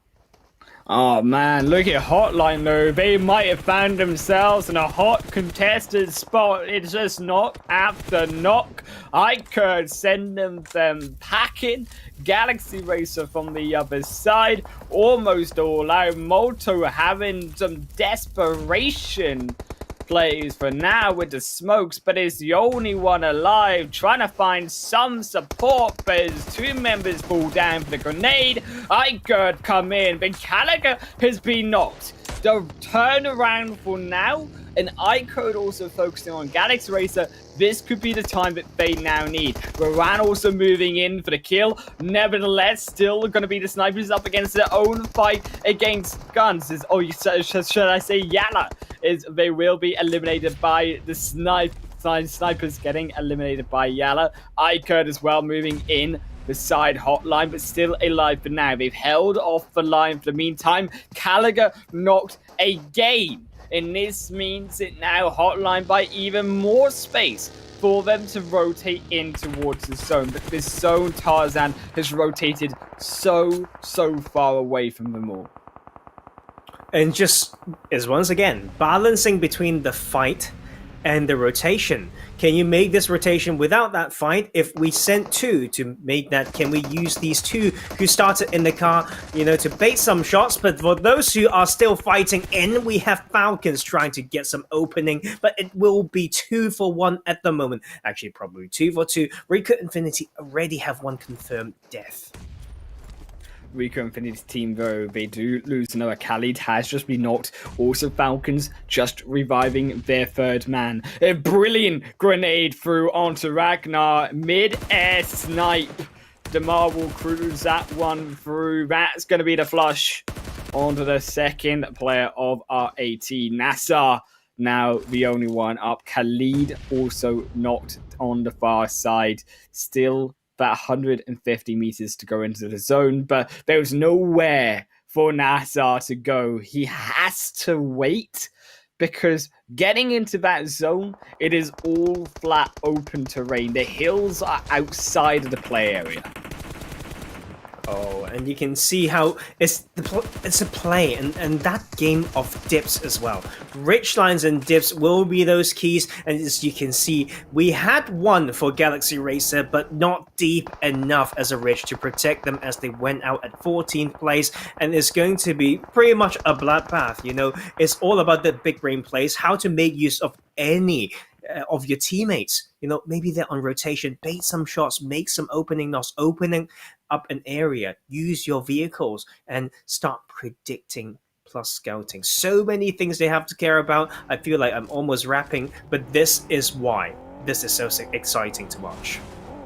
But look at the position of GUNZ right now, in between those roads, in the cross section. They have some protection, but also if this zone shifts towards the south, yes it does. Then you look towards the mountains of RT9 with the most players there looking to potentially control that space once again. RTG up against Fate, also cause NASR still vying for their entrance in, but one of the furthest teams away. They've got their own fight to take care of between YaLLa, still struggling, still confused on which way they want to go. They can't quite make a decision. All the meanwhile, that clock's ticking down. There's only 15 seconds to go before that blue zone starts closing in on them all. And this is just once again, like, do you rotate? Do you fight? Like, how many should get that anchor point? How many should just focus on fragging? Have they allocated the mets yet? But you can see, like, NASR need to make it in now as a duo, and not easy with the Burstable M16 suppress. Sounds really nice, but doesn't make the cut as they got cat out by YaLLa from this game. Surgically removed. We are down to 12, but YaLLa needs a spot as well as they start to get eaten up by the blue. RTG possibly could get sliced and diced though by Fate, by RT9 moving in. Fate in between them all. They need a good game here. They need to try and start picking up these points.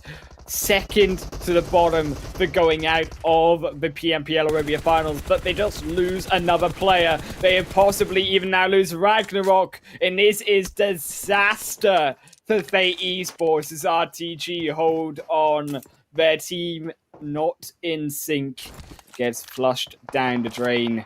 Real Tigers still ahead of all of the members of RTG, though, have quietly moved into position to try control this one away, to try gatekeep RTG. Jigsaw has been knocked off the off angle. The last player to move into position. That will slow them down. This buys the time for Marshall and Co to move up. You know what? If anyone knows RTG, please ask me what they ate today. Like, what do they believe in? What songs they listen to? And all their details, please, because they've been playing this one so slow. They still got one of the best spots in the game. Today might just be their day. They really need to use that to make it work, but this northern side is a complete different story. No high grounds of that sort to play dip after dip. It's about optimal comms, and now Alpha Legends will need to challenge this one.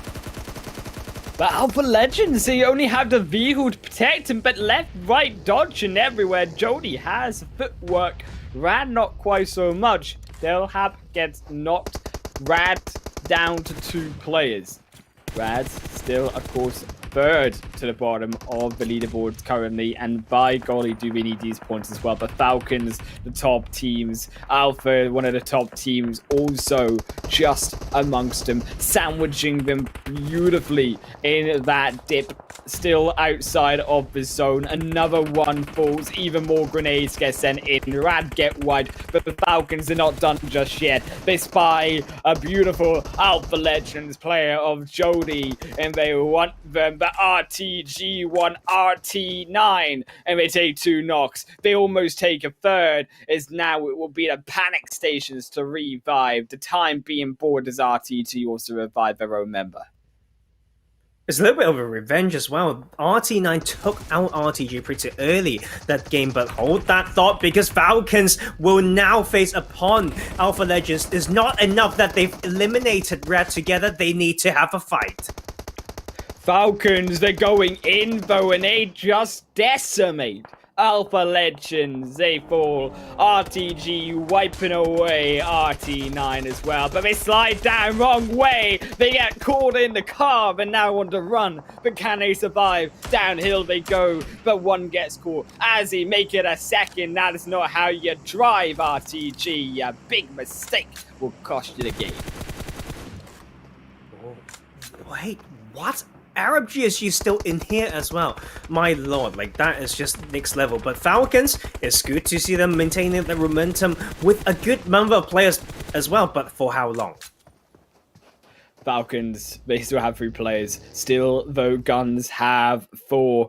Make that maybe their 4th member, as Falcons will hold on to make that revive through. GSG, as you say, possibly that third party wants the game, but only 1 player this time to make it work. The nades being sent in, the artillery spraying down, raining upon the Falcons team, and there is no wings attached to this trio that will save them.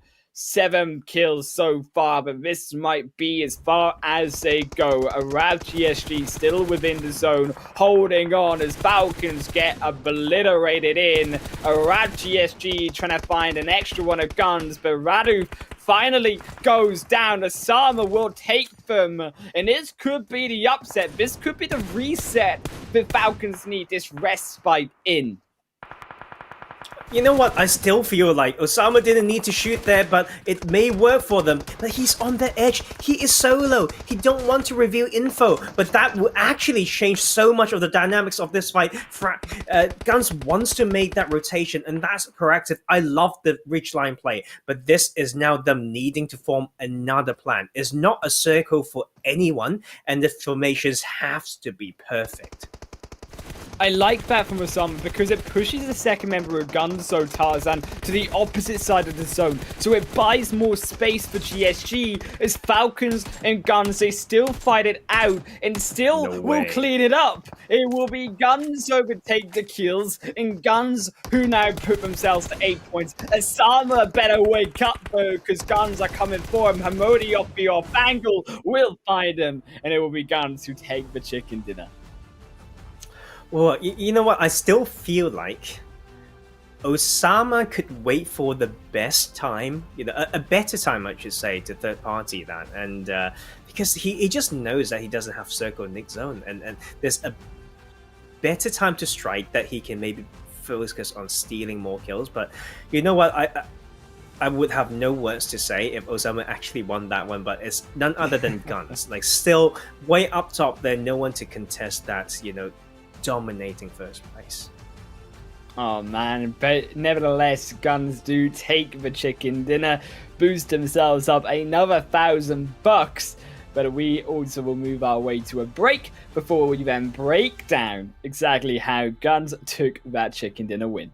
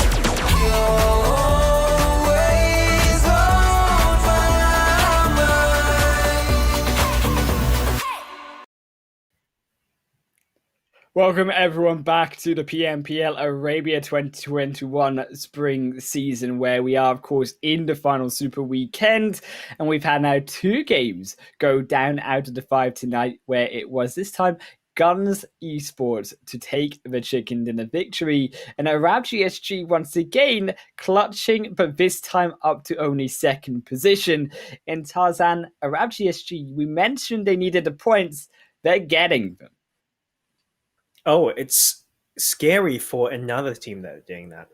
Okay, first off, when Arab GSG just get 1 more point, I believe, then a lot of teams, officially out of the tournament. Might as well just say that's pretty much done. Like you said, the math would suggest that, but it's not just that. Like the fate of the other team, the Snipers, are also in the hands of Arab GSG. Now that Arab GSG is not only taking a chicken dinner, now taking a double-digit point game.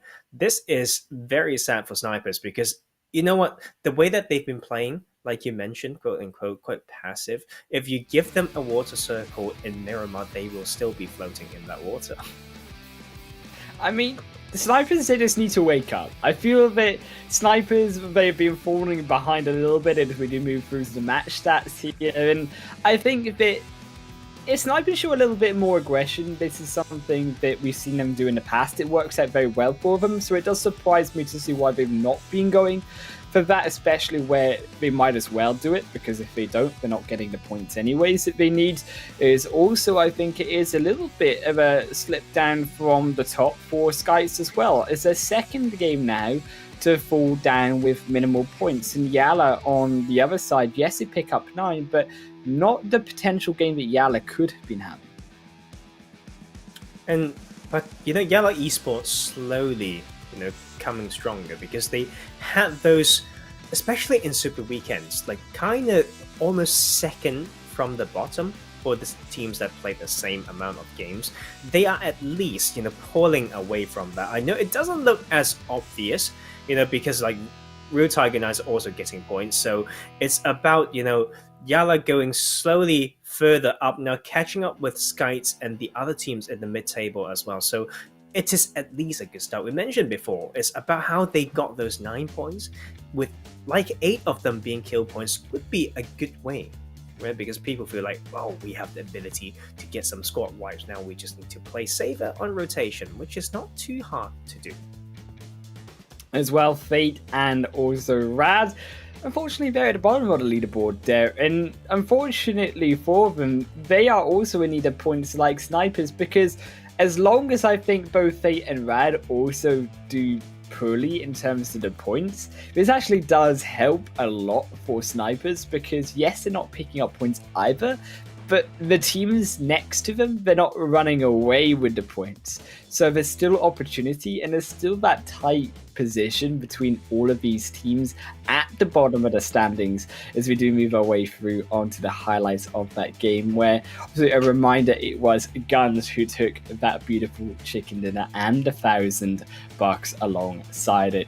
But Real Tiger 9, they looked like they were coming out strong, and considering that GSG as well were the first player to lose one by that falling down, they did well, and I think this can be more than said from the positioning, from the play that were coming out from a lot of these other teams, because I feel that especially around the hills where we saw Snipers, where we saw the side of YaLLa fall down, this was realistically should never have happened.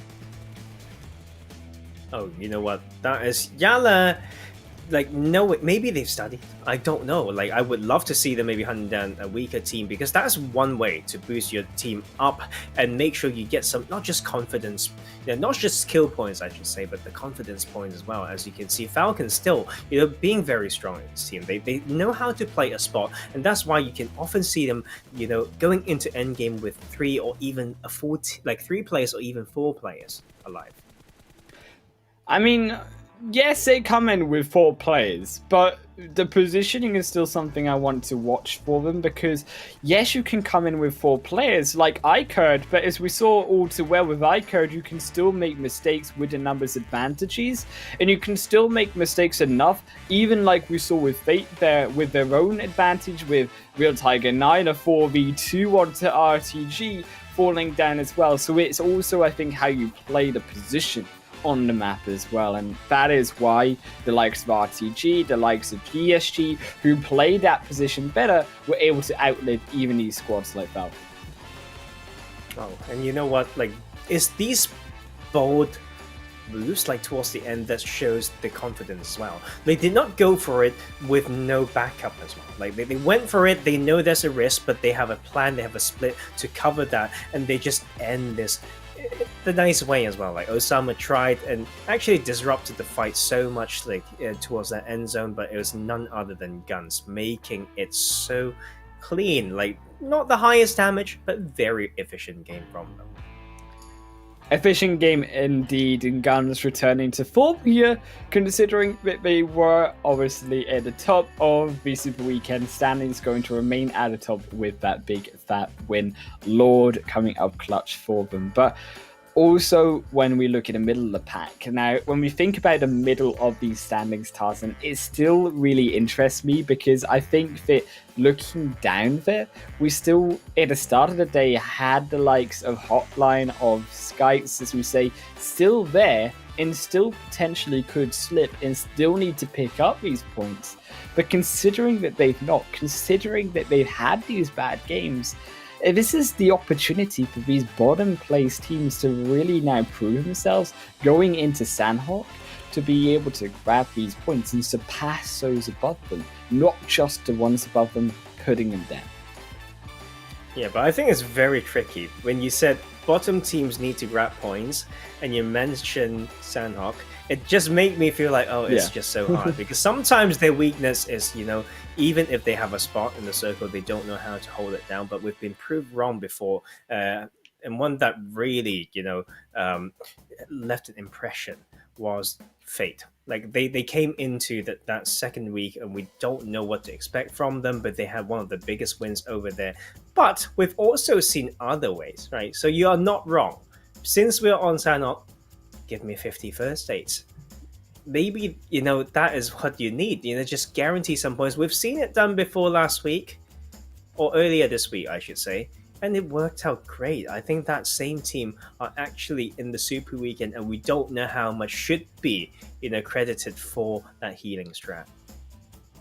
I mean, the healing strat always comes up clutch, but as we looked at the previous game that we got to cast on Sanhok, when we had those 3 days of Sanhok itself, it was certainly a lot more about not just healing, but also clearly positioning, because even when it came down to those final moments, the positioning really comes up important for those teams. Yes, iKURD came out with a win, getting that final one on Sanhok on Monday, but it was also the fact that Falcon were falling down first, even though they looked like had the strong position, as we do move our way through to the overall standings as well, Tarzan, to take a little bit of a closer look at exactly how these teams are faring up, as we do get to see, of course, here, GUNZ still on top, and iKURD still down in that 8th position, but certainly a sort of shift here in teams in power, particularly the fact that Falcons, we saw them, of course, at the very top in week number 1, but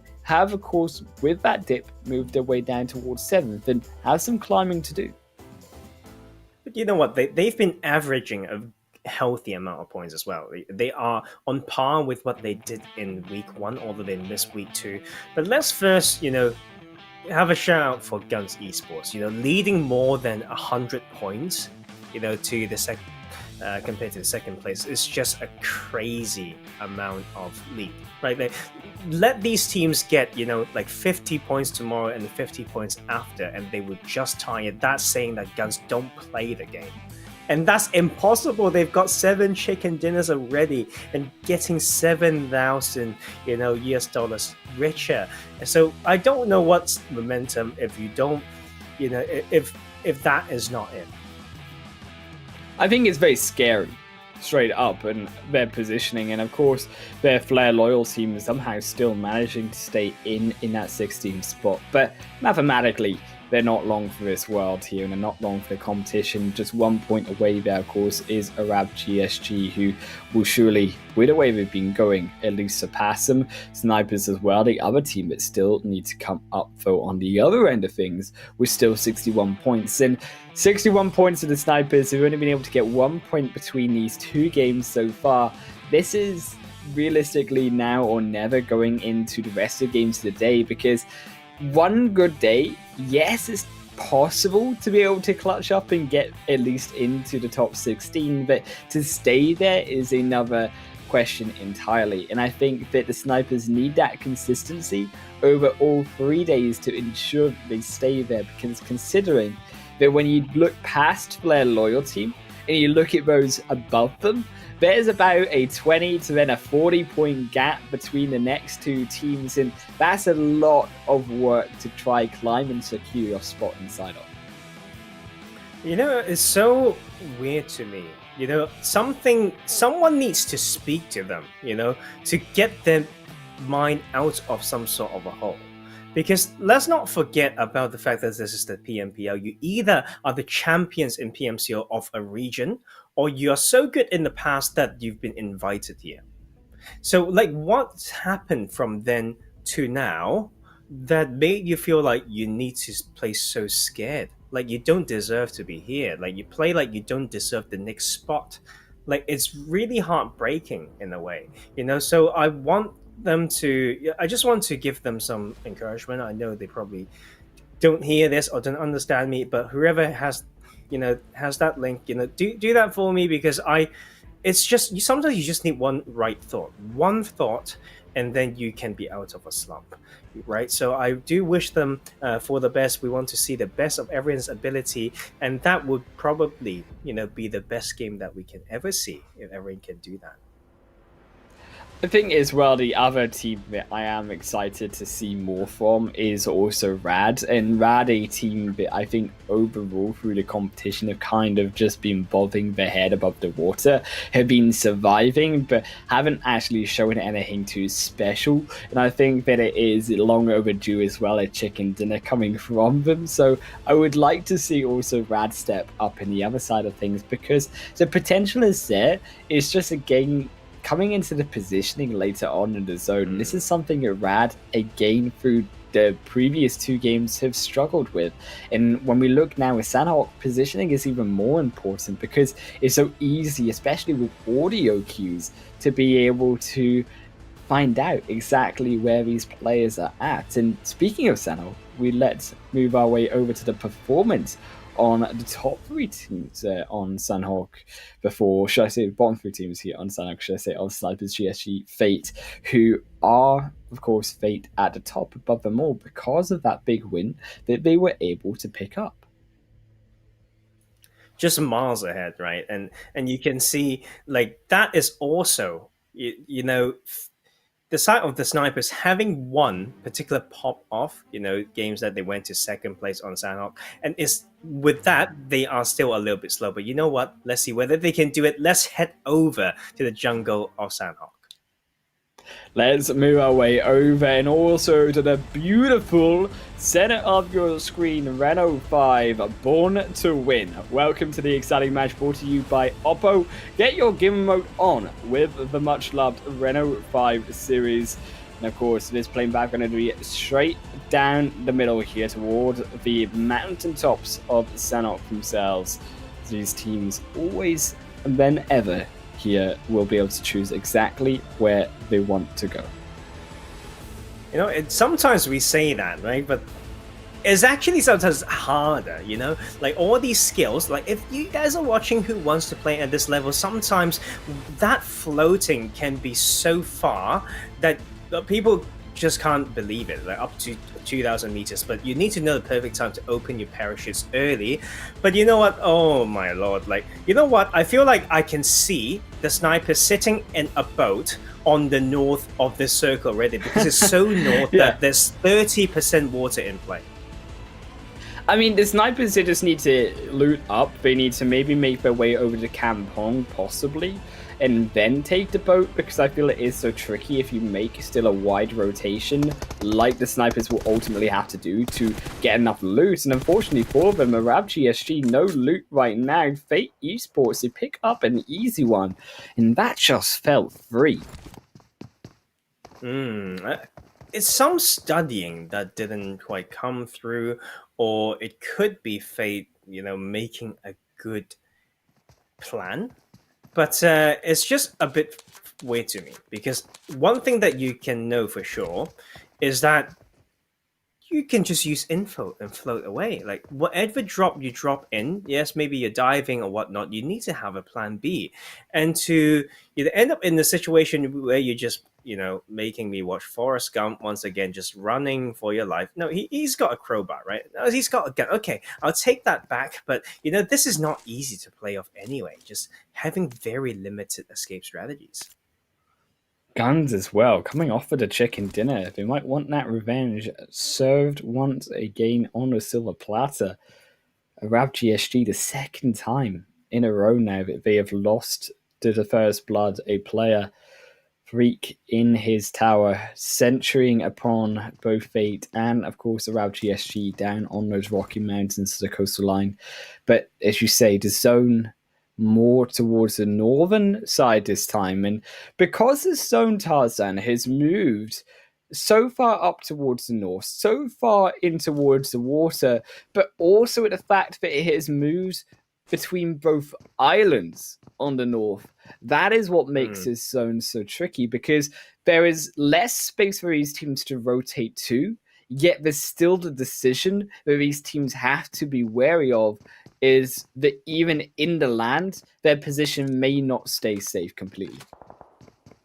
Yeah, I think it's so tricky based on the fact that so many teams like dropping southern, and then for that circle, right? Like, with so much land taken away due to a lot of water in play, like, the amount of power positions are actually not as many as people think, right? For example, we've got that coastal compound, off to the east of Hartin Bridge, and that's just a typical spot to look south, on that coastline. Basically, all that space between the boot camp, the northeastern boot camp hill, I should say, and that own spot, the cliff compound, so much open ground that you can control just from one spot. And there are multiple spots like that in that current circle, right? So that makes it harder. Like, another thing that makes it even, more harsh is the fact that Tatmok's in play. Right? Tatmok Road is just so mean, man. Like, you can't just cross it casually. You need so much planning. You sometimes need to go wide from it. And but if you want to play that position and you play Eastern, what if it still shift to the other island, right? Because Highland will mention that already. Like, it's not confirmed yet, and this circle is just mad in this game. And iKURD doing the standard iKURD things. Going to move away past Boot Camp. Going to move away past Galaxy Racer, who YaLLa, interestingly enough, despite being in this game as well, do not decide to drop down in Boot Camp and instead drop elsewhere now. Me, who is a lover and a bloodthirsty wolf myself, I would love to see Galaxy Racer jump in straight into the fight versus YaLLa, but on the other hand, as a smarter play, I like that YaLLa switches up, and I like that YaLLa are adapting in the Super Weekend to obviously be able to pick up those points that they are required to pick up. Yeah, I mean, that's just kind of what you have to do. Like, if there are certain aspects of prize money that heavily revolve survival as well, why lose one or two player? Like, even if you take a squad what you lose to, it's still really, really hard to win the game, right? So that is probably why they drift away, but Galaxy Racer just don't care. I feel like it's like, we don't want to run away. We don't want to look like cowards. I feel like that's just what's going through their heads as they are trying to sweep the rest of this, but still need some rotation to make, because although being one of the most centered parts of the map for this crazy northern phase one, they are still on that southern edge.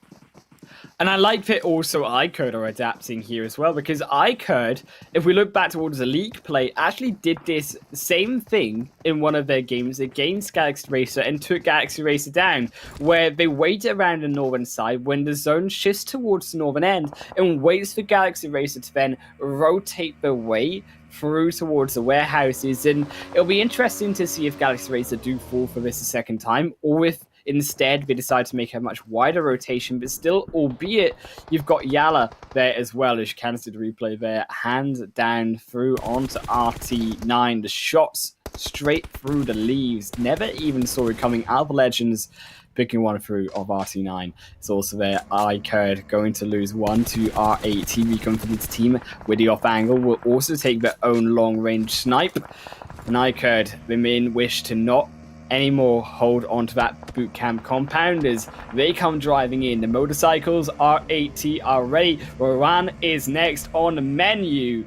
But this is going to be the 180. This is going to be the 360 times a million coming through from R8, costing them Ragnar, costing them possibly their dive onto this side of iKURD. And iKURD going to take this every darn day. RICO and Fanatic team, a mistake has cost them. Oh, but you know, it's just 1-for-1 after all, and I think this is so dynamic because now that they've been fighting, Galaxy Racer has a chance to capitalize on this as well. It's soon going to be a third party, but they need to find it well. And YaLLa's also on the other side, able to find some angles. This is going to be tricky for all these teams. But the fact that iKURD were able to pick off two of R8 before Roran goes down, because you use Roran to get that second knock, and then you open up the space that iKURD can now play with around these warehouses. And that is so important and critical, because as R8 now retreat back away, NASR, yes, can hold on for the long-range potential for an extra player, if possible for them. iKURD now actually have space to move themselves out of the warehouse, have space to move themselves up towards the further north of this zone, where, as we think, obviously phase 1, now closing into phase number 2, this is where exactly these teams wish to rotate potentially.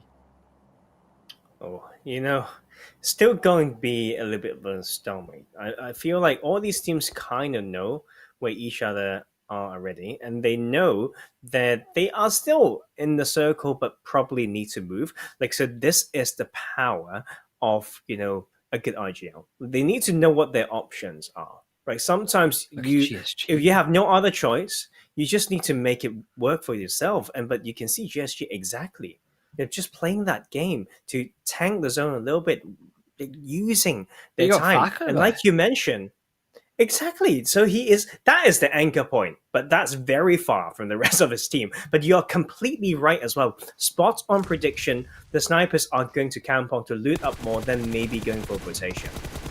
Indeed, and I think this is going to be the snipers, of course, going to wait for now, because obviously you do understand how contested the northern side will be, and that's why I like that play, because you understand that you're not going to easily get a spot inside the zone that is open, because of the fact that even in phase 1, 50% of it was water.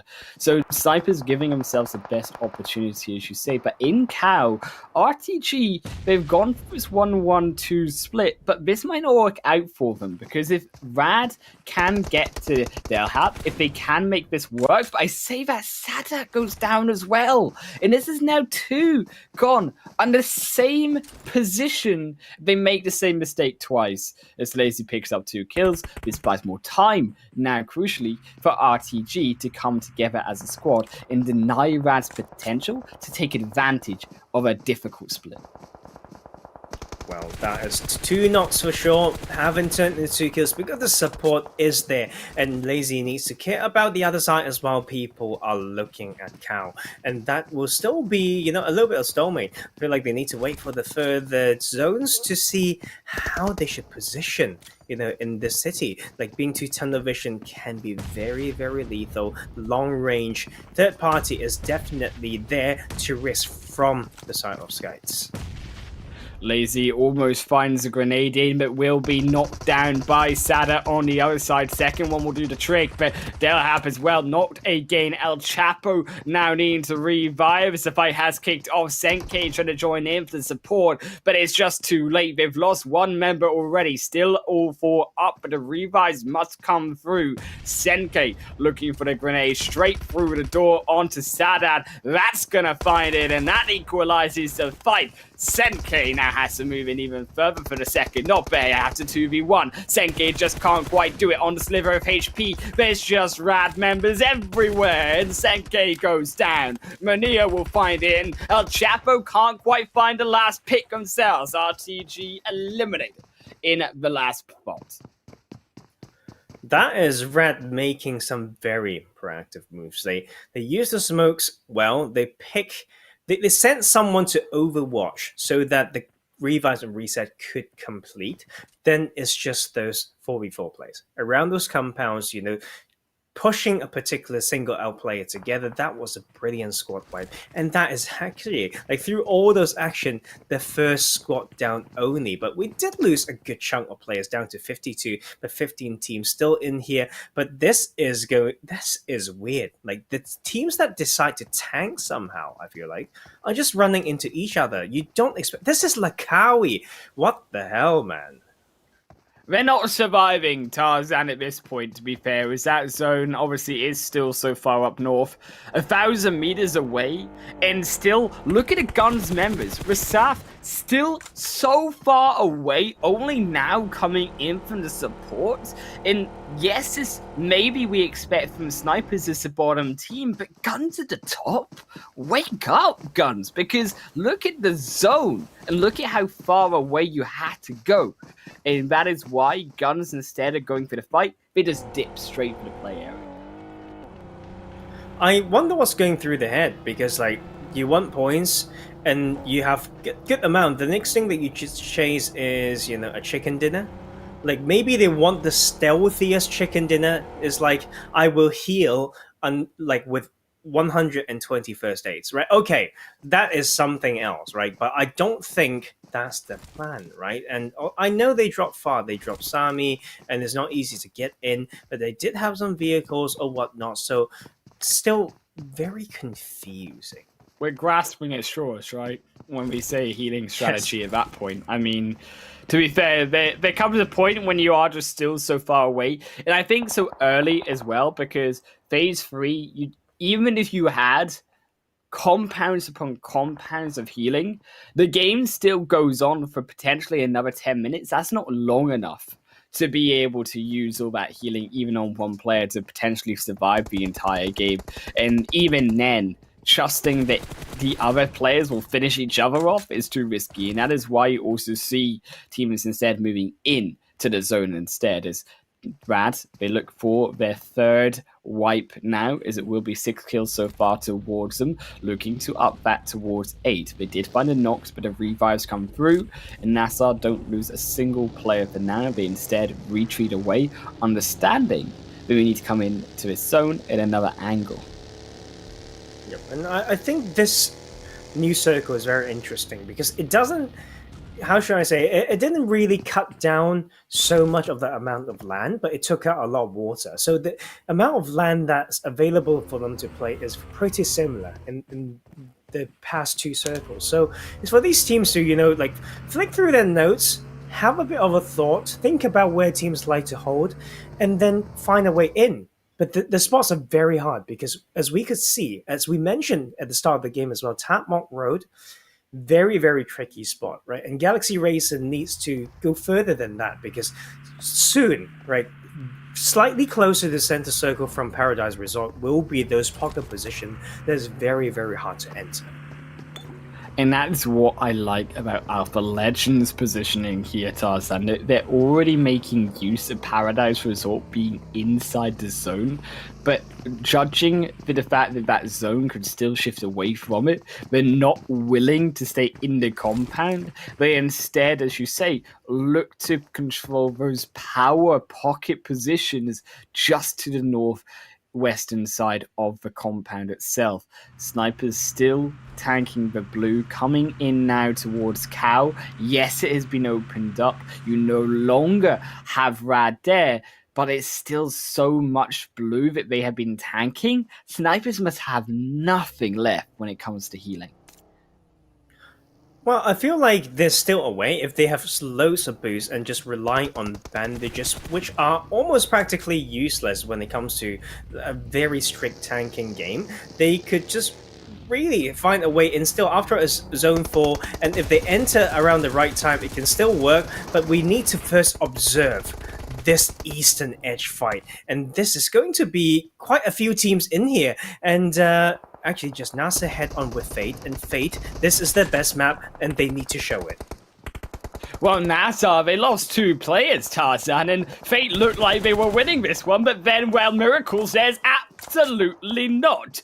Fate gets slammed by them, and 2 players get knocked just like that.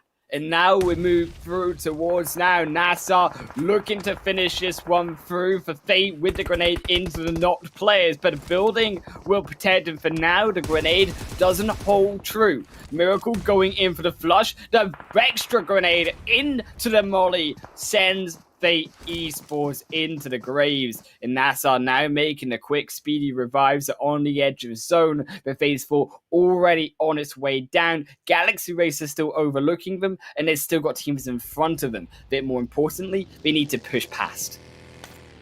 Ooh, but nonetheless, a very proactive, decisive move as well. 2 of them still not, but they recognize it's a 2v1. Still 1 molly, 1 nade, 1 push. Finished it, right? But these are the pocket position that we talked about. Is going to be these main roads separating so many position, as you could see. Finally seeing some names that we want to see on that kill feed, and that's none other than iKURD and Falcons.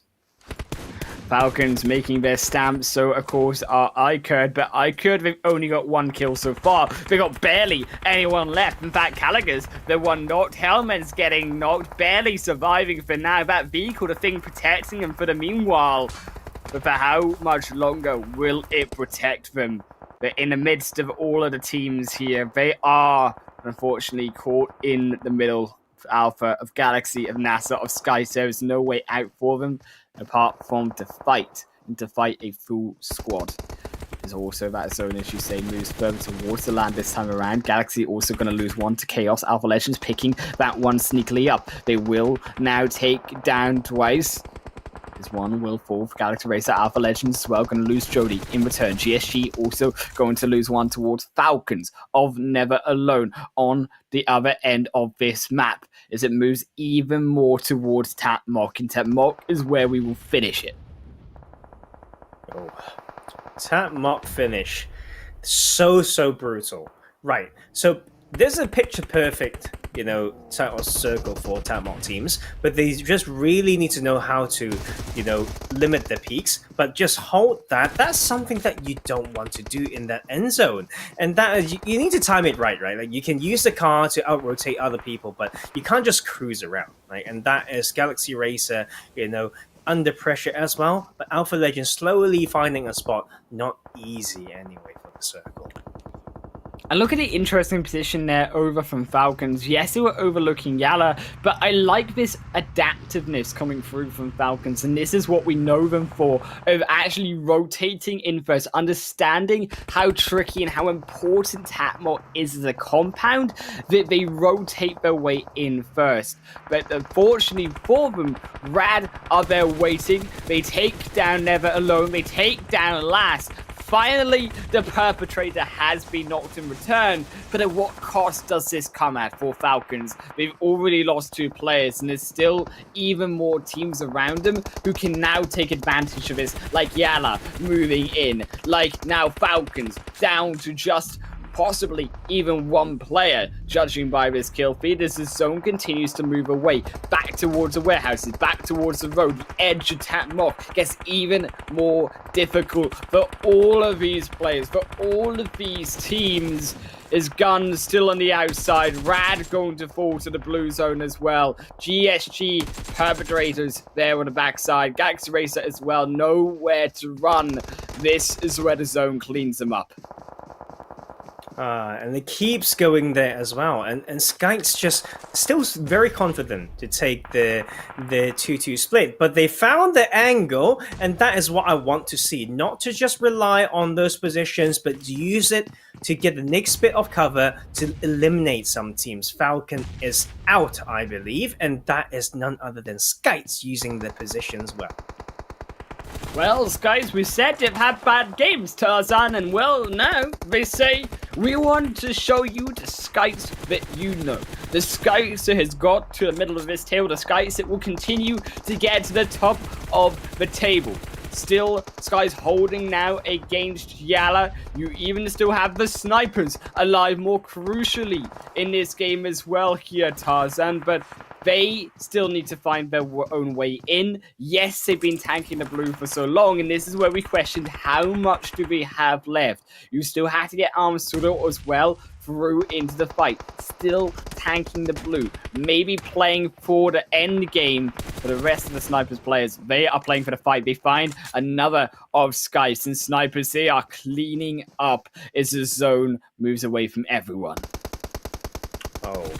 A good amount of first days, 3 to push, 1 to heal. The plan is clear, and I do love to see it. At least they are very, very spot on and very, just clear plan. You can see it in terms of their players' actions, but they need to pick up that revive. It's not easy, but they have made it to top 4. This is huge for them.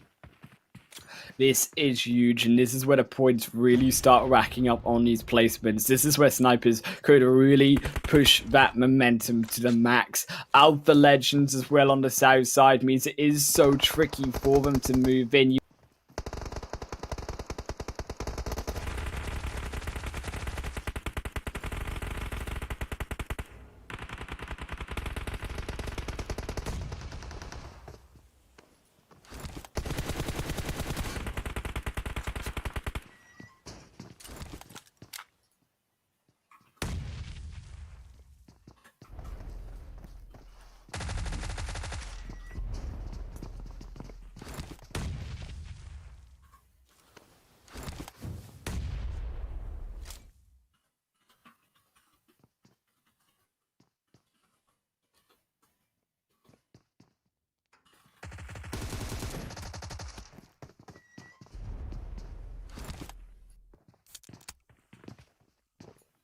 Oops, seems like we're back from a little technical issue. Sorry about that, guys. But just in that split second, we are down to look at SCYTES just getting circles again and again and holding it down. Although they've lost Ghost, but that is still a 10-point game so far. And that is Kato trying to come in, but will not be able to do it. It's down to those two teams for a 3v3. NASR, you've been missed from game 1, and you've got that Mark 14. What a good gun to use in this Vinyl zone. But SCYTES is not going to easily do this because all the positions are so easy to predict. All those openings needed, and that is just crazy. Like, NASR know exactly where to go, and they've got the trading mechanics. They will take that one. They will be down to the CQC. What a beautiful maneuver. We're down to 1v2 right now, and then we will just see how they take it.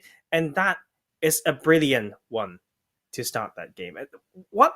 Those final circles just crazy. And then, you know what?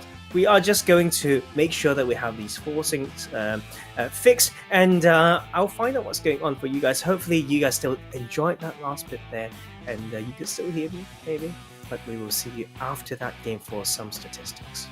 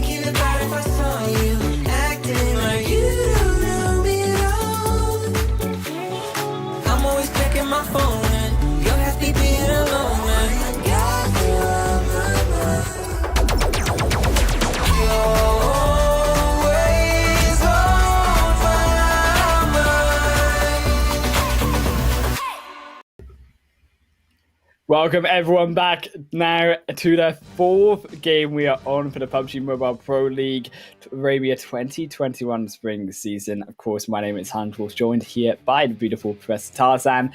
But I should admit here that it was a beautiful win by NASR, but I didn't get to see it. So you're going to have to break me down exactly what happened in those final moments. You know what, like, those small technical things don't get to us. We still got to see it. We apologize once more, but you know, what a beautiful win by NASR. They came in from a side where teams often get punished, and they are facing, they were facing SCYTES, who got the circle again and again and again. But then NASR just took it so confidently and tried to nade and eliminate every position that SCYTES was trying to, maybe a third-person peek, trying to control, and they just, took it when they had the numbers advantage. Brilliant execution. Man, comes down to who controlled Tap Mock. Of course, NASR do take the win. In looking at the match results will be interesting as well here to find out exactly how big a win they were able to muster up. But I think this was nevertheless a big open play for not only NASR but also SCYTES and to an extent Snipers, who these two teams really did need these points, and particularly of course as we mentioned Snipers. But the fact that they're able to have a big win, more so when actually Raz, when also Fate slip up, that's what's more impressive for Snipers. You know what, like, we could still see, we could see what they were trying to do, and they made some, get decisions and splits, towards those later zones. So I'm not going to fault them for that. And when you make it to double digit, it's considered a decent game. But if you just compare to, teams that are like NASR from that game, 29 points, like chicken dinner. So $1,000, by the way, with 14 kills. Oh, yeah. You can't do that by trying to, avoid all the early action. And this really came down to the fact that also the awareness of where these teams were and how exactly to crush that compound with the most time given to you, because of how long it did take, of course, Snipers literally to the end of the game just to get to their first fight. As unfortunately so many of these teams did also fall short of all of those points. But on the higher end of that spectrum, it was still NASR with the big fat win, 14 kills going over to them. SCYTES with the other big show up score, still 11 points through. And Rad, still more importantly, picking up those 7 kills. It really did bring them those points that they required to catch up to the likes of Snipers with their placement points. Because had actually Rad not picked up so many points in their path towards the end of that game, then they would have actually been sitting at possibly 2-3 kills instead. But Rad, this is the map for Rad, and the first ever chicken dinner in Super Weekend was on this map. So I feel like they are just confident in here as we go to the highlights and recap a little bit of those moments of that game. The juicy, meaty Sanhok and this Sanhok sandwich that we'll have in all these days of Super Weekend. And we are down to 2 games, but we start with some crazy bootcamp action. There's a reason, Tarzan, why we call Sanhok the meat in the middle of the 5-game sandwich, because of how beautiful it is and of how many kills come through early on. And RTG initially looked like they could have taken down Rad, and had Rad gone down to RTG, this could have been a different story for a lot of these teams, and Rad specifically falling down once again. But nevertheless, Rad stood up where it counts. Rad took down RTG, and that put them up already to those 6 kills, and that's what, as we say, got them those points. As NASR as well had to fight their way through, eliminating, more importantly, Fate, that other bottom team, in order to do so. And these are the teams that really gain momentum through every phase of the game, and that is why you just need to be careful with your game plan sometimes. Unless you know exactly the pros and cons, exactly how many points you're trying to achieve, or which team you're trying to hunt down. Otherwise, just play the game. Play the game and find the best ways, and always try to stay competitive. SCYTES as well, finally showing up. But towards these final moments, Alpha Legends, as suspected, could not cross that road.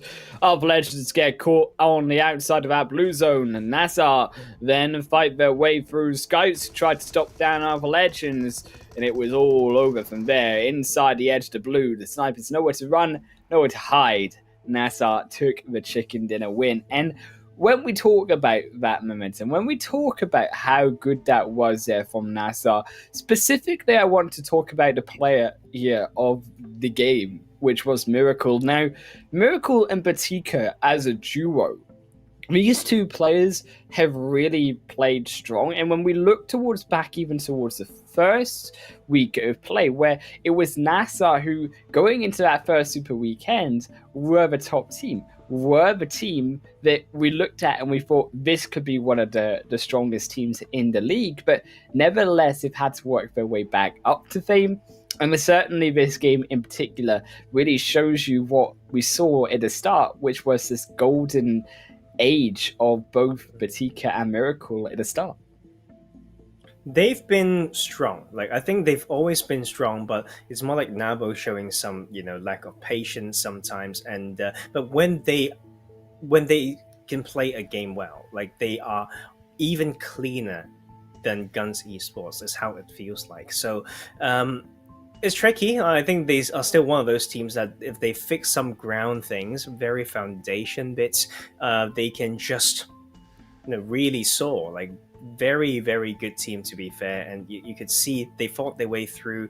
The small movements, the trading, the timing are all there. The timing of utilities as well. So what else can you ask for? The tap mark finish, one team that made it well, it made it good for themselves by holding a spot down, like, nicely done by SCYTES, because we're waiting for them to show. Then another team that took it to the end zone by fighting their way through. Brilliant game. I mean, brilliant all game round here for Sanhok. Nothing that can we expect less from the map overall. But when we move over to the next map, and it is no less than Miramar once again, that is what excites me, because I really am looking forward to seeing how these teams will adapt once again to Miramar, because we actually saw a very tricky and interesting zone when it came over to Happy and the Patton, not because the zone itself was super tricky, but because of the amount of choices makes it tricky. And that's where I actually look towards now this next game on Miramar, is how these teams can be decisive in their decision making, because those who were a little bit wishy-washy, didn't know quite where to go, they got caught out, and they got caught out early on. That's just kind of that circle toying with those players as well. And let's not forget, some of these momentum set up, for these teams, like in today's game, were a lot of luck coming from that Miramar game, because we saw so many teams tanking up to 3 phases on the south end. Then they got blessed by a sudden shift. Like, that really switched things up. I don't think it will be the same this time around, right? I don't think we will get the Oasis finish. No, you threw it right at my mouth. I was like, no, we're gonna have reverse it in jinx it. Yes, you know what? Like, it was close. The second that I was looking at it to say, give us Oasis, don't give these tanking teams the zone, they just gave them the zone. So, like, you can never really expect anything. And I need to, like, pray dearly if I want that luck from the gods of PUBG. Didn't really had it when I am a player. Had it once when I'm a caster, and use it all up then and there. And so I just need to do it bit by bit, and I just can't wait for it, because, like, still not having enough of Miramar, man. It's just that one game in the past week, not enough. We get a second one. It's okay, Tarzan. We'll fill your need for Miramar. We'll fill your need for Desert. And, of course, fill the need of the players for their hunger, for the points that they need. Because we also had to keep in mind that when it comes to those top 3 teams, I would say, really on Miramar. We look towards actually the likes of GUNZ. We look towards, again, Falcons. And I think also the other team that I would keep my eye on here is Alpha Legends, because these three teams overall have all shown their strengths, particularly on this map. And when we look through the weeks, it has actually been more so Alpha Legends and Falcons who have been more consistent, I would say, through every Miramar game. I think Alpha Legends might have been doing slightly better, because when we think about Falcons, I feel like Erangel is their strongest map. They just know the terrain is like better. Alpha Legends a bit more across. I feel like there's not really. That's why this the points coming from them really out-knowledging in that map.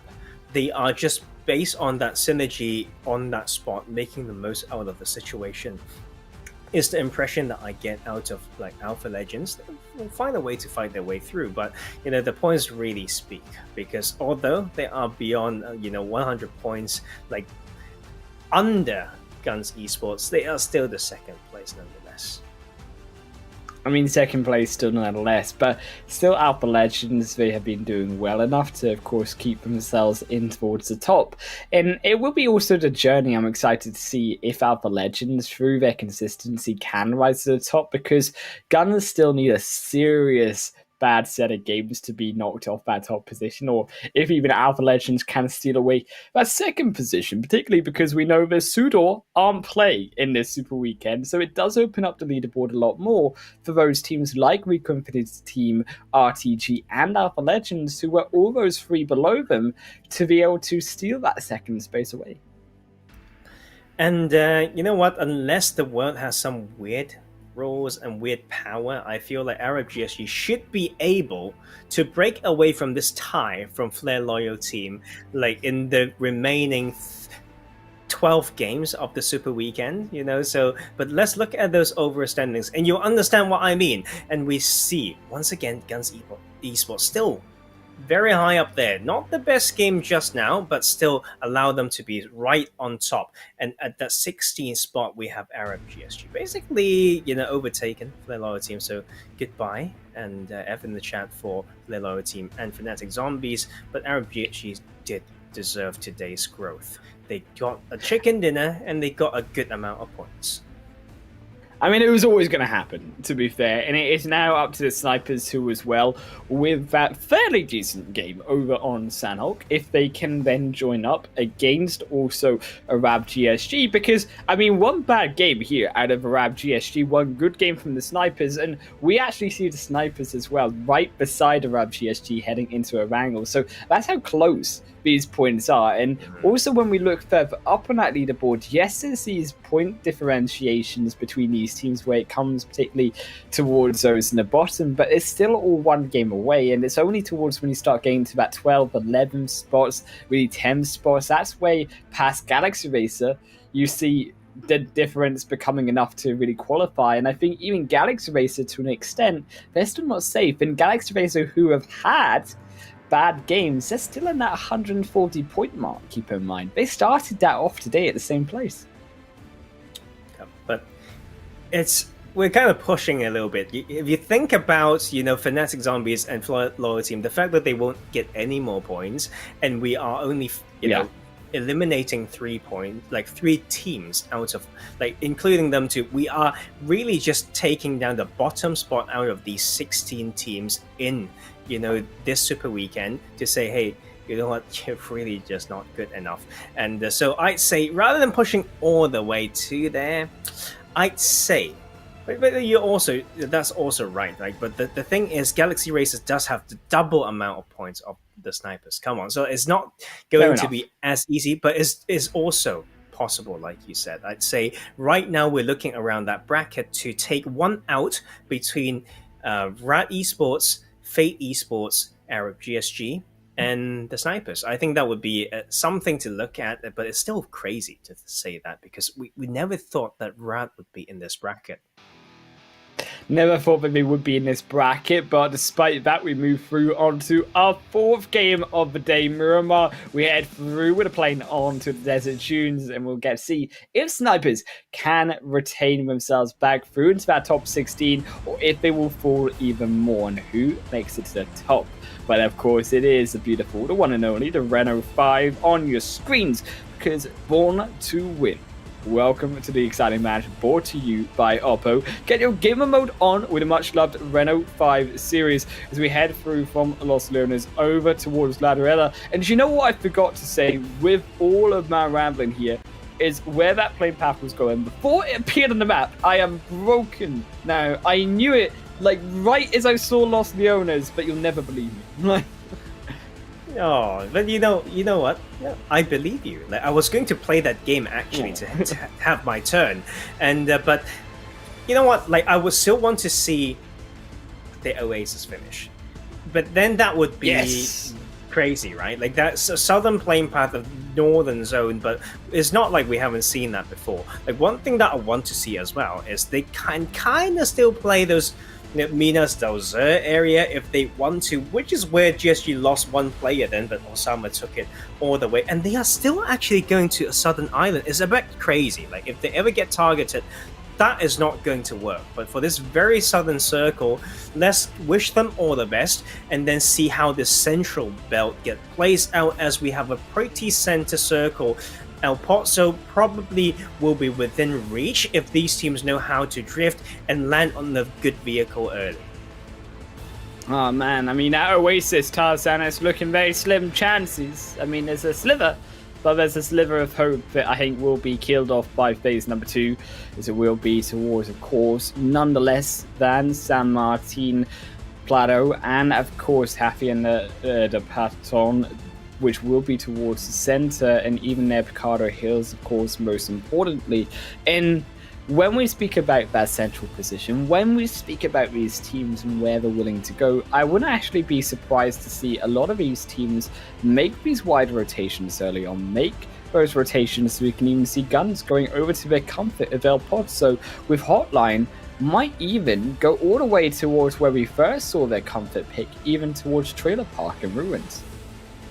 Yeah, but you know what? These early rotations, having been a player myself, I know it's so tricky to know what's safe or whatnot. Like, you can dive onto a location for a vehicle, then drive through a certain area, but you always need to know whether you can, go past the area before someone landing straight on there and grabbing the first gun, for example. So it's all about that timing and trying to play that mini map in your head and knowing how quick you are compared to someone else. And it's not always so easy, especially if you just glide for a vehicle, whether it is not in dive distance, depending on how you drive around a compound.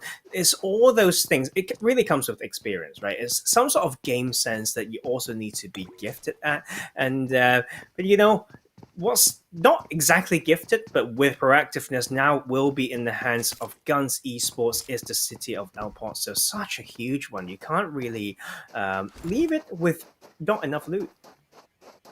I mean, El Pozo, it is the comfort space of this squad, and I think this is also a test to the fact that these teams going back onto Miramar really do want that comfort, even down towards Puerto Paisio. Surprising at RT9 did have a player knocked, but with Volt reviving back up, it does look like they seem to, yes, have found themselves therefore play it back in. Jigsaw's just hiding away in the off angle there. But I think also to note that HOTLINE, when we do look towards them again, back towards the top side, to see them doing their more common rotation through the top side of Ruins, through also past Crater Fields as well later on, and then moving down to the northern side of the zone would be my big brain prediction, as well as also then seeing potentially we could see again a power grid or towards the hilltop as once again the more contested spot in the zone.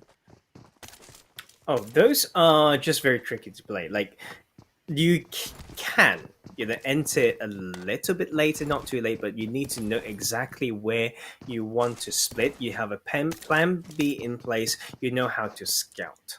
right? If you don't do that, you never know. Because, like, to be fair, for some, not this circle, right, but for the other plane path is what I mean. Sometimes you have people just dropping on there straight away, right? So you just need to do your homework. Do so much homework, because like if a team likes to take that position and knows ever taking it away from them, if they do well on there, it's very likely that they will repeat doing the same thing, right? And the one thing that's now repeating that I don't know how to feel about, but I can't, fault them for it, is Arab GSG dropping onto the South Island. That is Los Egos. That's very far from the circle, and it's already not as far as it could be, And but as long as they found the rotation paths, yeah, as long as the scouting and car formation, all the stuff is in place, I cannot disagree with any drops.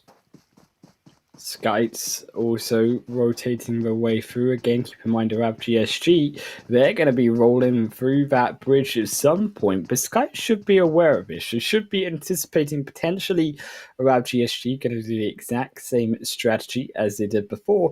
And I think looking at the other side of things here, a team that still need to pick up points just in any game so far has been Fate. And Fate more specifically surprised me because they have had, when they get these good games, a really good position. In particular, on Miramar, we've had some good results, but today they just seem completely lost. They don't seem like they quite understand what they're wanting to do. And I mean, that spiral of the car, quite frankly, is a summary of Fate today.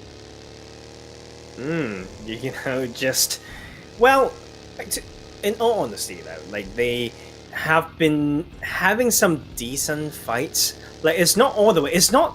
How shall I say? It's not all one-sided. Like they put up a fight. It is like not either side. They sometimes stuck between teams. So they just need to show a little bit more, right? But the last time they got into somewhat of an okay position on Mirror, it was given, right? They were also playing that tanking game. So where are they? Like where have they been? They've got those pop-off days where they play like they have no fear. Right, so I want that back. We have faith in Lath, as we spoke before. I want to be able to use that catchphrase again. I feel that Fate, and it goes to against so many of these bottom teams, is you just need to see this confidence come through from them. And I draw back to the point that you actually mentioned on a previous day, where actually teams, they look at others ahead on the leaderboard, or they look at their position on the leaderboard themselves, and they feel this sense of scaredness. They feel this sense of no confidence in themselves. And it's about just going and doing it, getting those points on board that they need, that they have to get at this point, because when you play not like how you played when you did well, and you try to have a different style at a game and at a series of games for a day, we've seen all too often it actually doesn't work. Yeah, like we also mentioned, there's so much, like habit is a very key thing, right? Like it takes so long to form a habit, but it also is sometimes even harder to unwire a habit. So these tendencies of doing things in one way, like you want it to change, well, you need to put so much work in, and you need to know that you can't dig out the roots without losing sometimes one quality is not just like good and bad. It has the good and the bad side. If you just want to remove the problem with for example, a player's aggression, you may make them so that they don't make mistakes, right? Maybe that's what you're thinking, but you may make them lose their edge, what makes them special. And it's so tricky in that regard. So yes, do it in the bite size that you could deal with. Make baby steps and only do what you can really adapt to. As RTG, they do centralize themselves in the middle of that zone, but phase 2 goes up towards the north this time around, and it goes over towards actually above Happy and Del Patron, towards the water treatment. And this excites me a lot, because I love when a zone goes towards water treatment, because the space in between that and Happy and Del Patron, the valley in between, is so crucial and will test a team's decisiveness more so than probably anywhere else on Miramar. And we talked about decisiveness as one of these things that we needed to see from these teams. Yeah, definitely. One reason why it's so important to have those decisiveness is like you can have so many teams coming in different positions, and you have to make a quick adjustment of your formation, right, of your team. And it's also similar actually around here. Like Graveyard is, in a way, like leading these teams to show that quality, but the difference is there's a little bit more dips and a little bit more covers that they can play off, and we can see these teams kind of just disengaging a bit. Like, why do it now when you've got some rotations to make? I think they will need to find, a little bit more of a better spot, because it's going to get more crowded and they have to tighten up some of these formations, as we mentioned. But keep in mind the off angle from Fate, that third party bit, we've seen this all too often make such an impact. And that is what we're really looking at here, is also how do NASR rotate to that better position, understanding if there is a team coming up behind them, because how do they take the fight versus Rad more specifically? Rad, yes, they have lost a member. Yes, NASR have the advantage in terms of members, but in terms of positioning, they probably have the weakest positioning out of all three of these teams. Yep, and you know what? I feel like they know as well. And so this is where we talked about decisiveness once again. They hold that spot, they play this game for so long, come on, they're in the Pro League. They would know the implications of that. So it's now down to them to use that position, find a way to get out of it. And then, you know what, like same for NASR. They know what it means coming into here. There's high ground upon high ground. They just won a game in dominating fashion. And with their experience as well, with the opening kill of the game, I would expect them to know how to play this compound. I would expect as well to see how RTG will hold on to his center depending on where this zone does shift, because even HOTLINE moving over towards water treatment and maybe hoping that zone shifts its way further north. Still GSG you can see on the south side, hoping that it will shift opposite way, but where will it go? Will it go over towards Happy End of the Patron, over towards San Martin? And these players, they best be buying up these houses like we're playing a game of Monopoly, Tarzan, because it is going to get crowded, and it's going to get crowded real fast. Yeah, it's once again like playing the key spot rather than just saying, hey, it's edge or center, even for the teams who has a priority to take those spots, because like the landscape suggests otherwise. It's one of those maps. That's why I love Miramar. Like it's not as simple as you see, and you can see once again adding so much, versatility to these fights as well. Is teams deciding that they may need to fight here, but there are more options. But their options changes so quick as they decide to stay here longer, and then both of these teams can get their entry spot in the circle or anchor spot taken away. Well, just like a game of Monopoly, you got to think long term. You got to have that opportunity. Yes, a chance at a circle, but how can you outplay your opponents is what we're looking at here. And this is what Rad are trying to do. They're trying to gatekeep NASR for as long as humanly possible out of this zone. But NASR and also Rad, they're in this tricky position where actually both of them in a way gatekeep each other, because Rad are on this awkward end of the hill where they don't actually gatekeep much. They can only keep one specific entrance, and that's why you see Munir instead gonna go for the escape. They're going to use their second player as a bait. There's also GSG. They drive past. They drive through. Bayat as well going to be the second one in. Can NASR potentially even take one down? Not just quite yet. Bayat should have guessed through as well. Now as well for the rest of GSG. Rad gonna get shot up though by Falcon. They lose a member on the gun position. Now it's only getting ready to drive it left, but can Rad escape? They got one more player alive. Falcons can't quite find it. Desha uses the blockade of the building, of the hut, and they keep themselves in the game. Oh, So many blind rotations and Falcon hunted down, and they would just take their money, take their points, rat esports out. Ay. We mentioned how they should be far away from that, but hold that. SCYTES is struggling as well. And this is what I mean, like these teams having some of these big games just can't seem to find a way in. But it's also, GUNZ Esports. So if you give them the power position like this spot right now, very, very scary stuff. There's a reason why GUNZ are literally over 100 points past the next best team here in the standings, because of how ridiculous they can be and how strong they can be in team fights. Probably hands down, GUNZ Tarzan, the most aggressive and the most smartly aggressive team, I would say, overall in the tournament, and yet to be dethroned out of that title is RT9, also looking to lose a player. As NASR, they find a beautiful angle. Surprise, says the side of NASR. Surprise, says Nabo. This Jigsaw could be next to fall. The rest of the squad closing in and pinching RT9. The Tigers against the blue. And this is just why RT9 just struggles sometimes. They hold a spot, we are on edge, we are good for now, and they rely on that so much that they give away, these angles. One down, a second one down.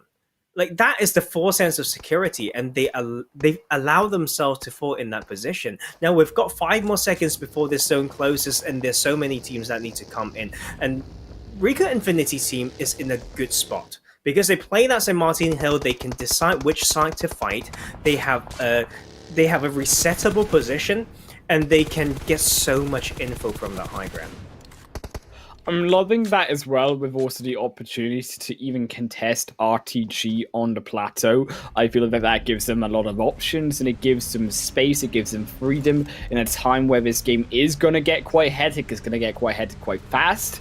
So it gives them the adaptability, the versatility to be able to survive towards the end of this match. This Galaxy Racer is so important. They find some points here. So important the Galaxy Racer do not get caught out in another game. But Alpha Legends have already found a knock. Jody goes down. That is big. The fragger now out. But can the rest of Alpha Legends secure the rest of them? Real Tiger 9 finally eliminated on the edge of the blue zone. But now Alpha Legends move in. Ultron moving away. But it's just a bait. They bait a second player down. Alpha Legends slipping. Captain now out as well. Chaos has to try survive, has to pull off the 1 versus 3, but they're not in the position to do so. 1 fragger against them all, but can Chaos pull out the miracle play? The grenade not going to land either.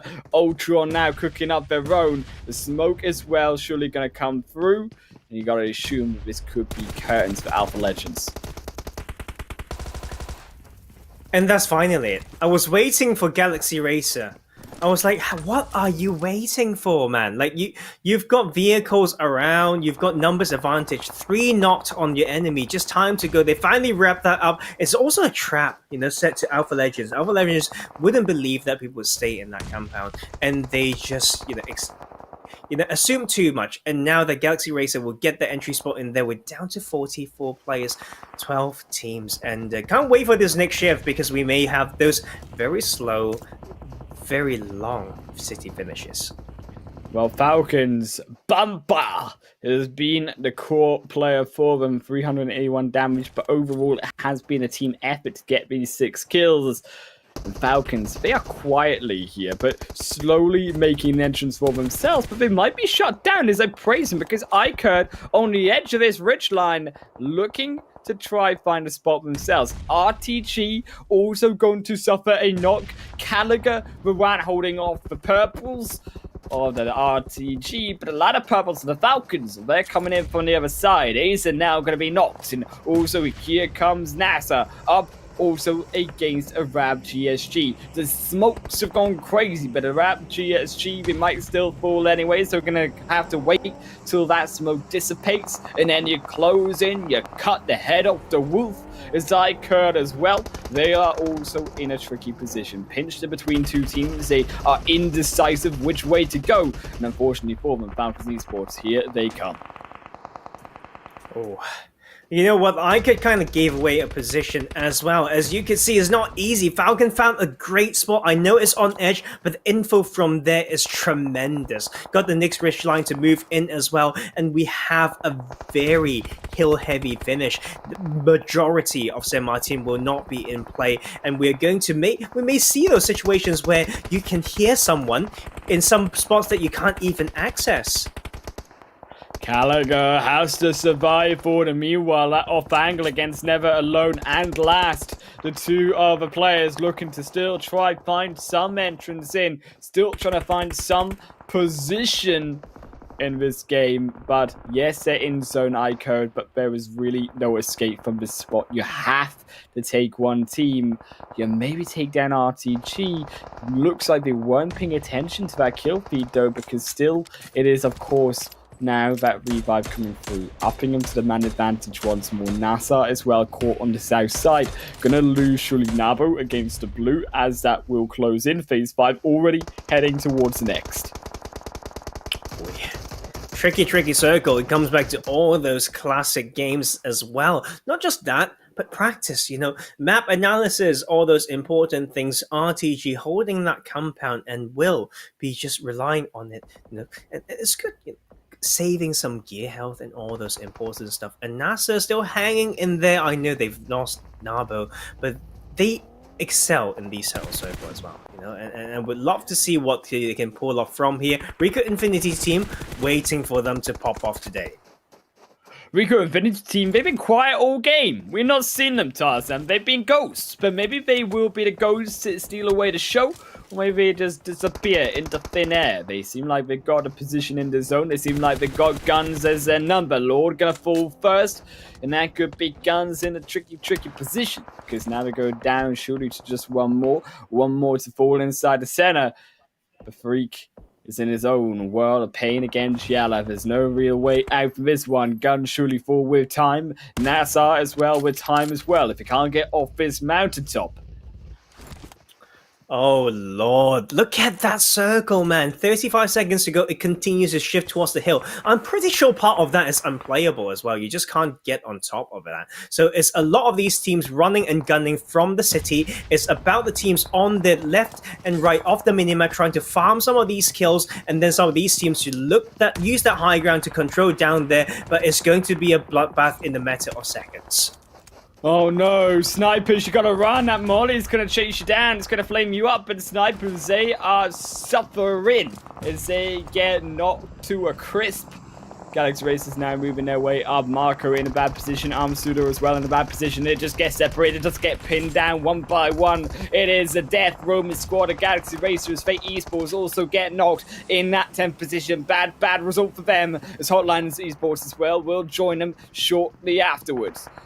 Galaxy Racers still up against it, still searching for the extra members of Snipers, still coming through strong. Sokovo still is alive, still has the opportunity to survive, but can they get the support from the rest of the team? No, they do not, and now the blue zone comes in. Galaxy Racers tanking up a few shots, but they will be successful nevertheless, as it will be the second man for Snipers to fall. And now Galaxy Racers have reset. The blue zone still engulfing them. They have to get out of here, they have to get out of here fast. This is where we come for the team. Their position is so good, Tarzan. This is where they can capitalize as well on YaLLa, making their rotation towards the mountainside. Oh, they had such a good split as well, RICO Infinity, like controlling almost the western half of the map from earlier, controlling hillside, controlling and the parts that can look down to the bottom part of San Martin as well. As you can see, snipers live long enough, but will only get that one placement point, and this is just crazy to have only this amount of team in this circle as well. But Falcons will hold that spot and still slowly push up. iKURD will be under the pressure of both RTG and Falcons in a matter of seconds. Finally, RTG say, who rattling my nest? Is iKURD lose a player? Gallagher also might lose a second. For the iKURD squad, the final player alive. YaLLa still struggling to ascend up the top of the mountain. His RICO Infinity team will take them down. YaLLa Esports still alive, though somehow, some way. Dar up. Bandar still up as iKURD finally lose their solo player. RTG escaping their way up. Falcons still looking to control their way to the summit. Oh, and look at these like positions of nades as well. You know what? Like I would love to, go into some training room to just play more grenades. But you know what? I like to like practice even more is the smokes right now, because this is we go back to those really like hard facts of the game. Like this is where every utility count. Like you can't misjudge how to deploy a smoke. You can't even put it in the bad position to like break a smoke path. You can't waste any single one of them, because like these circle are just dreadful for these teams. But we still have 15 players in the circle and 5 teams to contest. It will still be very, very unpredictable. Look at NASR, they've been found, they've been executed. Is Khalid will find the shots, but Tika, you cannot hide forever, as it will find you true to the death. Roman squad of RICO competitive team, 10 kills so far, but do have to be careful, still more of NASR alive. This is where NASR maybe make their point, this maybe where they make their pick, but RTG, they're picking the members of Falcons apart. Oh! Falcons get dropped by RICO Infinity team off the long angle. RICO Infinity team R8T take down YaLLa as well. Oh my lord, with that kill count as well, and they're not stopping yet, and they can even third party this, and they're still looking, they split, it's been working, it's all along, and they are dominating. Wow. This team, man. This team, Tarzan, tell me. This team, I'm not saying it because they have, that's what we expect them to do. We have been waiting for something so decisive, so dominating, so confident and controlled. I feel like, at least for the days that I've casted, that is the only game that stood out to me. Brilliant work from this team.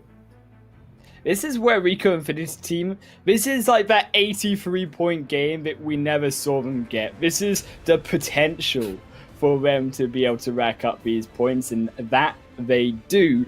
But before we get into their immense breakdown of those points and that $1,000 that goes towards them, we will hop on to a short break where we will see you guys on the other side.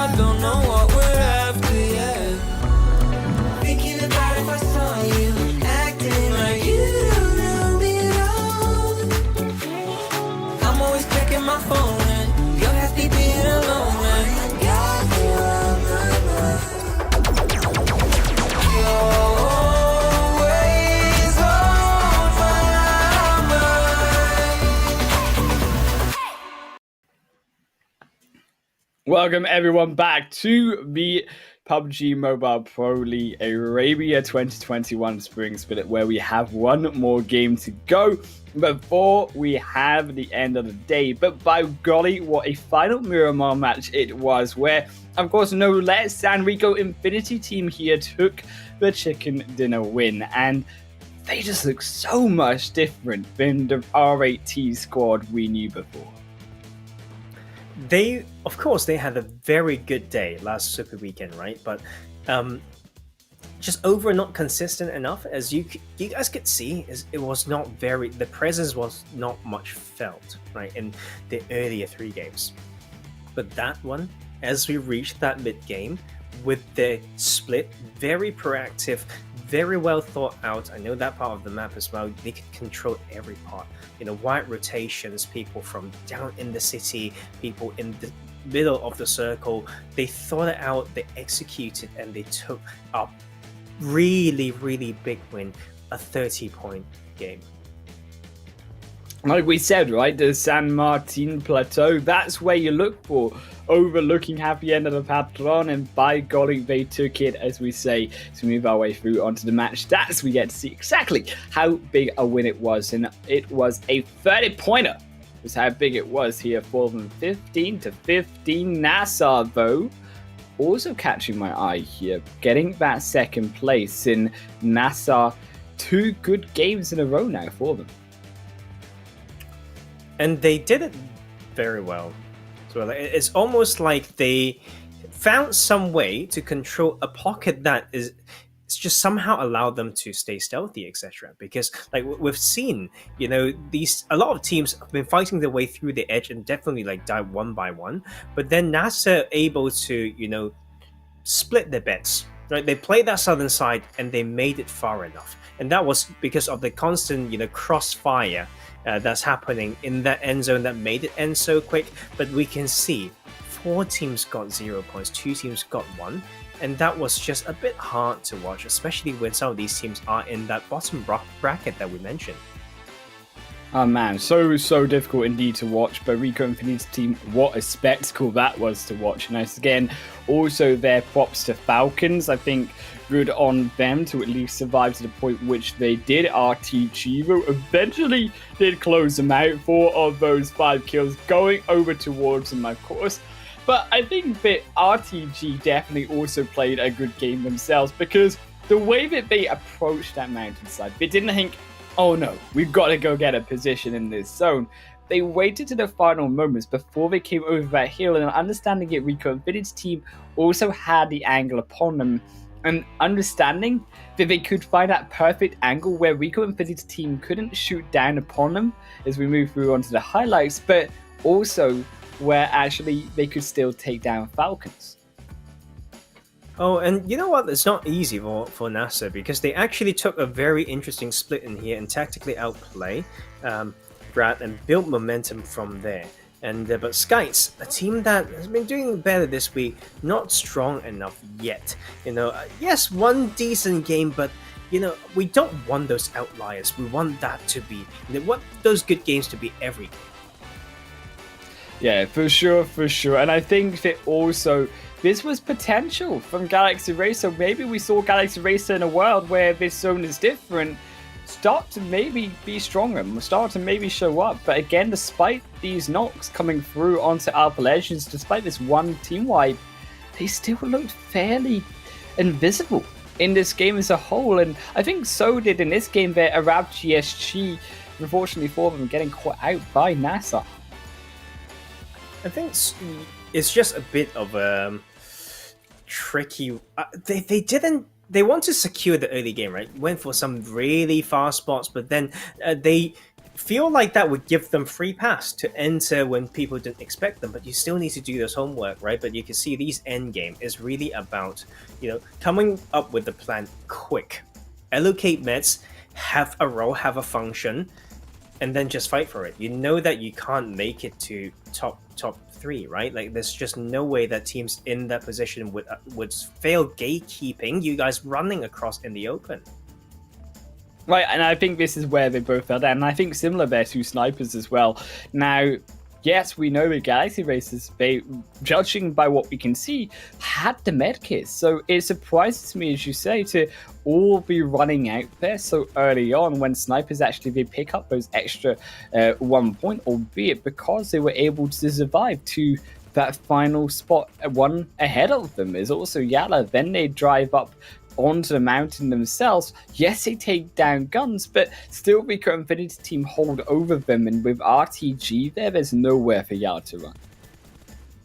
And as you can see, this is why the split was so strong, and they slowly tighten it up, RICO Infinity Team. But RTG did play that spot long enough, but it was just so hard towards the end there because just the high ground advantage, you know, and they've got all the info with the man advantage as well, prestige.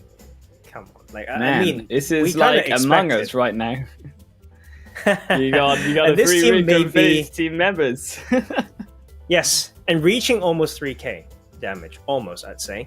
Not really, a bit 2,500 maybe. Like that would still be very impressive. But Miracle's like holding the ground there for NASR is so important because, like, for the love of God, they were playing as a duo for the majority of that, like from mid game onwards. They was able to hold it down. That's why individual plays are so important. Man, I mean, I'm so distracted right now. Like, what is going on? Like, with my... This is like Avatar happening right now. This is what this is. Like, this is like the blue light of lights coming straight down from the heavens over towards me. I mean, now what's going to happen is everyone is just going to look at that light as it disappears until we get into the game. That's what I've done. And it's psychology, Tarzan, for you. Okay, speaking of that, important. Like we always talk, I love talking about psychology because, like, what else can you realistically talk about to make someone, you know, different? You know, when mechanics should be the basic at this level. Nothing. Memes. No, I'm joking. Like I was trying to do that meme face, but I can't really do it. But yes, and it's very important. Like we will see a lot of like teams who can't do that, and seems like when they talk about the psych, maybe RICO Infinity Team has, you know, done something right, because not only was that a bounce back with the dominating 30-point game, like it's just clean, very clean. It's bold, but they made it work. They just made it work. I mean, that's all you need to do, Tarzan. You just need to make it work for sure. And I mean, if you can somehow get to that chicken dinner win, I mean, maybe I will eventually one day. But RICO Infinity Team, alas, is slightly better than me, just a little bit here, as I don't want to inflate my ego too far. And RICO Infinity Team do take the win, and they do take it dominantly.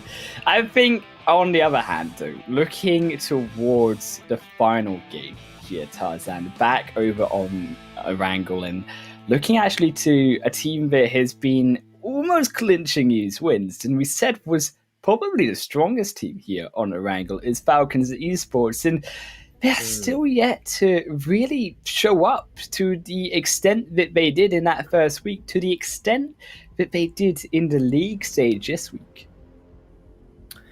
I think it's so interesting to see that point average is still very, very decent. I don't know whether it's higher than GUNZ Esports, but like sometimes we can only focus on what's ahead. Like for them to say, okay, yeah, we missed the second week, to come back and win the league play for third week and then continue with some points.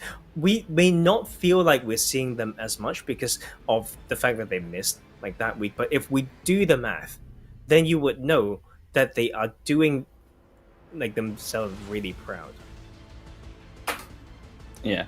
And I think as well, not only proud, but also to the fact that Falcons overall, they're proving is we also question them, their consistency, right? Where you think towards both Miramar games, they got a second position, then they got, I believe it was a fourth position, actually, because RTG got third, so a fourth position in that previous game. But also, when you look at Sanhok, they were also doing fairly decent until, well, they weren't. And then also in the first game where they were, of course, on Erangel, they almost came out with that chicken dinner as well. And I think that overall, this has been Falcons almost getting to that win, but not quite in. This is what I just want to see from them. I want to see just the extra little boost as we do move our way through to the overall standings to actually boost themselves back up on this leaderboard, as they still are sat in 7th, and they have a little bit of a mountain to climb if they want to get up past SUDOR and into the rest of these teams heading towards that 300-point mark.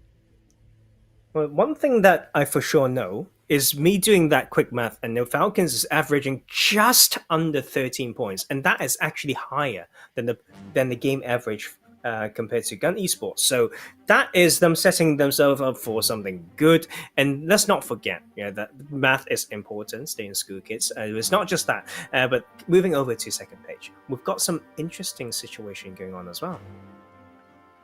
And of course, that second page as well, starting to get a little bit more tight here, and especially with the snipers, they are also needing these extra points. We said that one good game from the snipers would change everything. They had the potential to, they got called out, and unfortunately not a good game for them means they lose out on that potential, but there's still one more game to go. The snipers is so important that they pick up points here to get into day 2, not so far behind the rest, because with even Arab TSG surviving as long as they can, even also the likes of Galaxy Racer picking up kill points here and there, these are all these teams that even when we look at Rad, back on Sanhok, picking up those kills as well, edging their way further apart from the snipers the longer they delay the opportunity. It's really hard to predict now, because I feel like Arab GSG is losing a little bit of gas from how they started the day. And then snipers are definitely, 17 points behind Arab GSG. We're talking about really the bottom. Like if they start to lose some gas, or like used up their luck, or however you want to call it, then we are down to both teams kind of just dragging their way through, and then whichever could suddenly have that one game that they made it to double digit. It will be so close, and then it would just be that race. It's like the straight, that's that last 100 meter of a race. The straight and narrow. Exactly, and there's more. Fate as well, not safe either. Just 10 points above Arab GSG. So once again, psychology, mentality. Last game of the day. Then some more work to do, and this is why it's so hard, right? So much money on the line, we've got so little time, and but many games, many opportunities, and many support for all of them. And what would you say if you are one of the leaders of this team? What do you say to them to really pump them up going into this final game? You know what? I answered this question quite a few times now, right? Like, I know the understanding of your players is so important, but I would assume, let's say I'm in position to say these things to a team. I would assume that I've done some groundwork with them. I would brought the topic of spirituality into it. Something that's about doing some group meditation type of thing, like box breathing, certain techniques that help to like bring your body and your mind like together so that you are in the space to function well. It's very important. I know some people think it's just crazy, why would you do that? But if you go and look at some research, and I do encourage you to research meditation and esports, you'll find some good stuff. But you know what, let's head over to look at the products after all, which is how they play on the last game on Erangel. The last game of the day, and the last time we get to see the beautiful red of 5 cry faces that will be born to win. Welcome to the exciting match brought to you by Oppo. Get your gamer mode on with a much loved Renault 5 series, with a much loved playing path, albeit maybe not so much for those teams like SCYTES who like to end up down on military base. And I think that this does also speak to these teams back in the first game, where they had to question themselves around this northern side. Now the playing path asked them to do this as well. trying to predict right now. You could see Fate heading towards Georgiaport area again. Hotline will be going there. You know what? I feel like these teams should find a way to get some early kills because they know that they are, each other's not so high up, so they may be, shaky. And it's time to, take a piece out of those enemies when they are weak. As we can see, just like GUNZ Esports, come on. Like, they are doing something so confident. And I love it. This, like, Pachinki is ours. We'll split like this, get the cars, and go in and loot. And it's almost like textbook now. Like, I love seeing them drop there. And the GSG going to one of your favorite spots, Stalber, and that is actually their spot. Yes. Going to those top right side of the map, slowly work their way through. Now they have to come back into the western side for this phase 1 circle. I think they have options. So they could either go towards, obviously, the northern side, rotate past them through Georgiaport or through Roshok, and then in towards Central Zone, or maybe a more peacefully, they could rotate down along the eastern coastline, then make their way up alongside the south past farm and actually have a little bit more space. Yes, it takes longer, but you actually get into zone more safely, whereas every other bridge on that northern side has at least one team guarding it, which makes it a lot more trickier to enter in and you risk losing players. So I think that GSG, they will probably play this one a little bit for the rotations. There's also Rad do move their way up alongside. I do believe that could be one of Galaxy Racer as well, up beside them over in Yasnai Poliana. Yes, it is, as it will be the 2-on-2. Galaxy Racer Max Cash going to be up on his own lonesome, but can they defend? Can the Fragger defend against the two players of Rad? We don't know. It's about patience or just practice in these last moments of CQC, also known as close quarter combats. But you know what? I love to see these early fights because I feel like it's more of a battle of the supports rather than just a 1v1 ability. So it's about patience, it's about, team play as well. Before you know it, that is the most important thing. And that is Rad making that move first. What did I say? Full squad in here, so quick, so much earlier than the start of Galaxy Racer. Galaxy Racer as well, the way they split though in that compound more specifically, they don't even have items, they have nothing to defend themselves. Rad, they can go for the push if they like to, instead they do not go for the push and instead will just opt instead to go for more loot. Now, you obviously have to think this is due to the fact that, yes, Rad are all in one vehicle, so if they do make a little bit of misplay, very easily for Galaxy Racer to capitalize and take all four members out. But over down towards Pachinki, this is where we look at, towards more the center of this zone. And GUNZ, they, as a home spot in Pachinki, will have to fend it off. Oh, I love this split as well, and I can see why it's working. I've been studying like Pachinki before and thinking what would be the good split. How do we not, repeat loot and be most efficient? But that being said, speaking of efficiency, it's the small things, man. I'll tell you what I saw earlier when Rad was pulling away and seeing a second vehicle, two players hop out of the vehicle at the same time. So you can see like what's happening in the background is very synchronized comms, and then they just found the sweet time, to match with the right speed of the vehicle. So they hop out, didn't waste any time, didn't lose any health, and that is just great to see. There's small things. You don't get it in any other day. You can't just say, like suddenly I just hop out of the vehicle at the same time, exactly knowing which two as well. It's not easy. It is those small things, though, that really do make the difference between when you think later on, if you think at that 25-minute mark or that 20-minute mark where every second counts and you wish you just had that extra 2-3 seconds to make that rotation in, you could have got in to that zone. You might have not got shot on that off angle. And these are where those seconds add up, Tarzan. And this is why these teams supposedly, or one way or another, inside the PMPL is not. That is also why I am not in the PMPL, Tarzan, because this is when I play a game of PUBG Mobile. I go, how do I put it? Full autopilot mode, and I just run around. So your autopilot is Forrest Gump. So you like to run, you want to look for good cars, but you know what? When we are in this mode, then we'll give you the best that we can. And you know what? It kind of, when you talk about small things, right? And Yeah.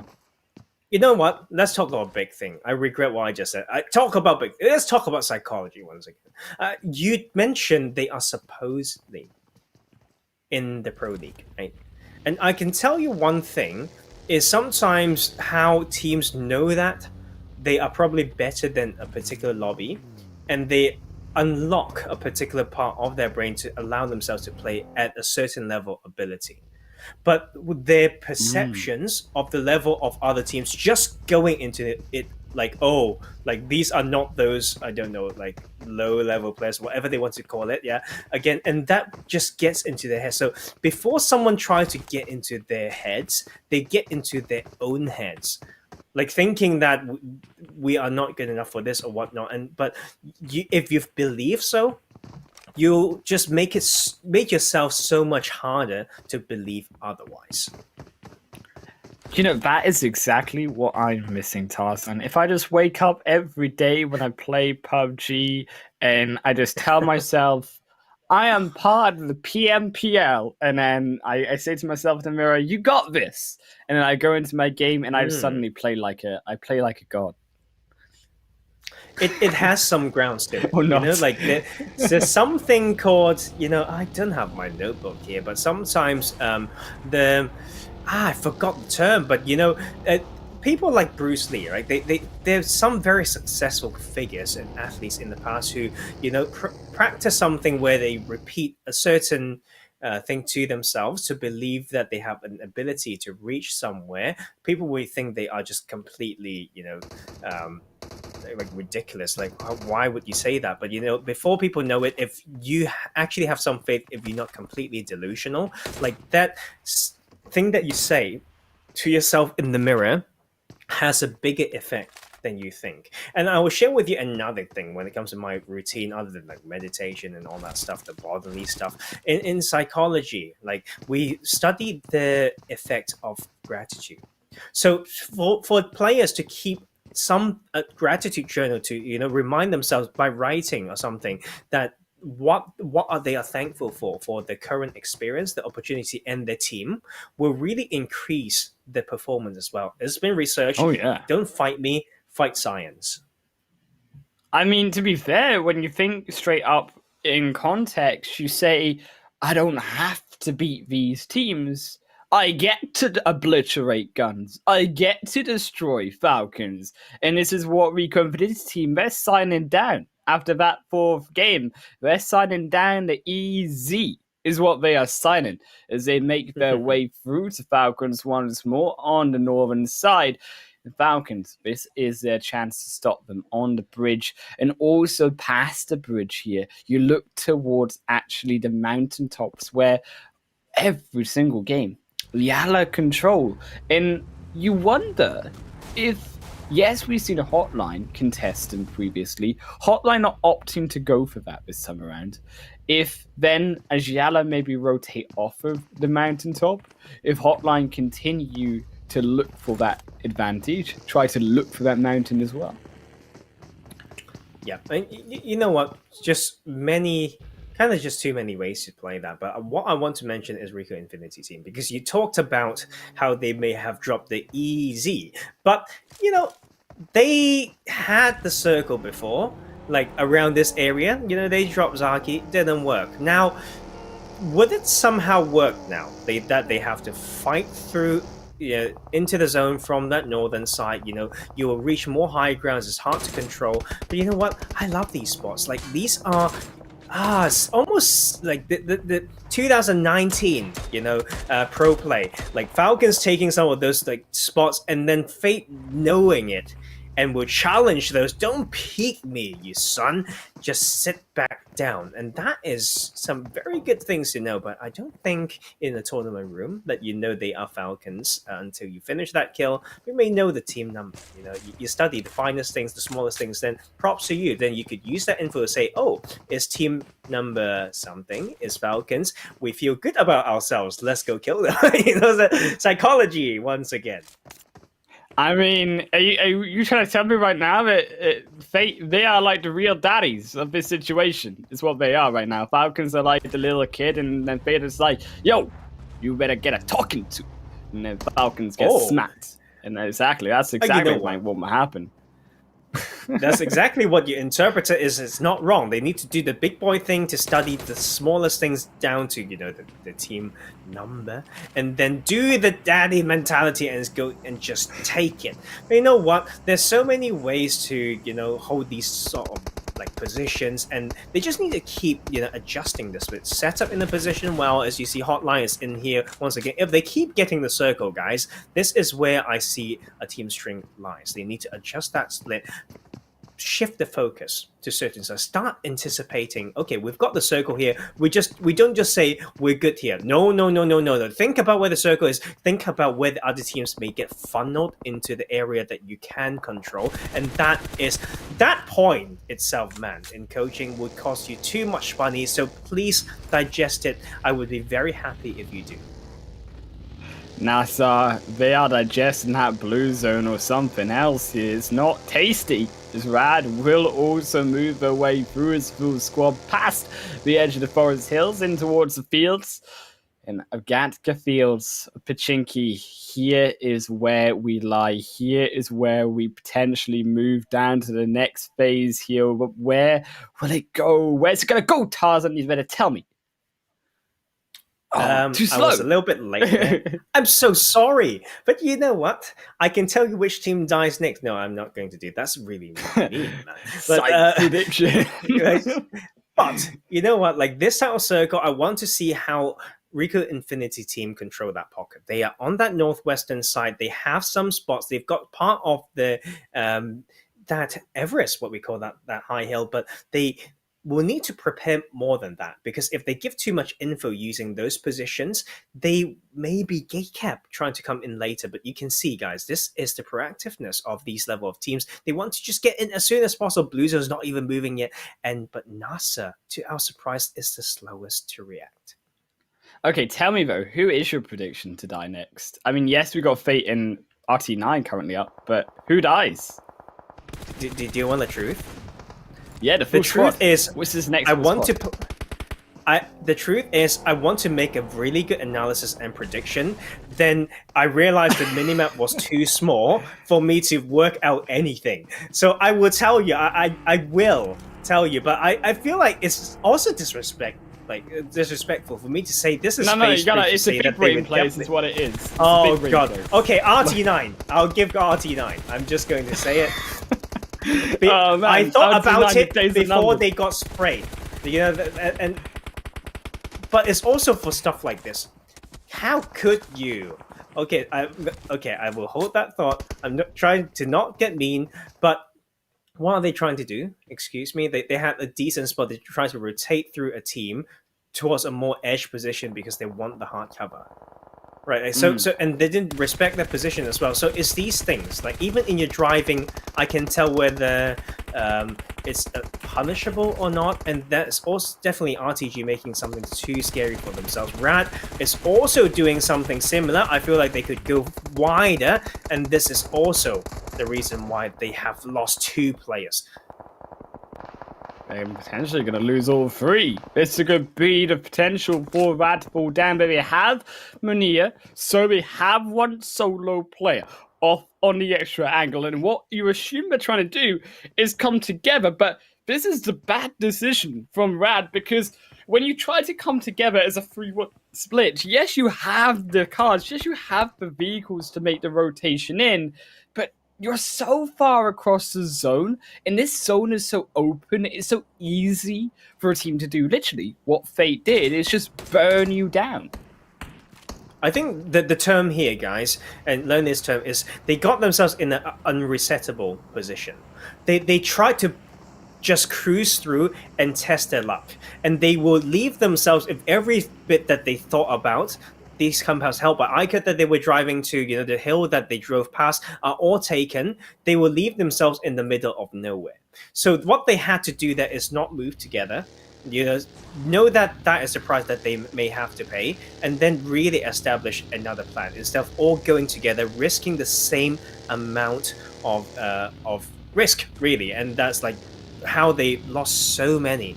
But snipers need to show that type of quality as well, because they've been playing slow.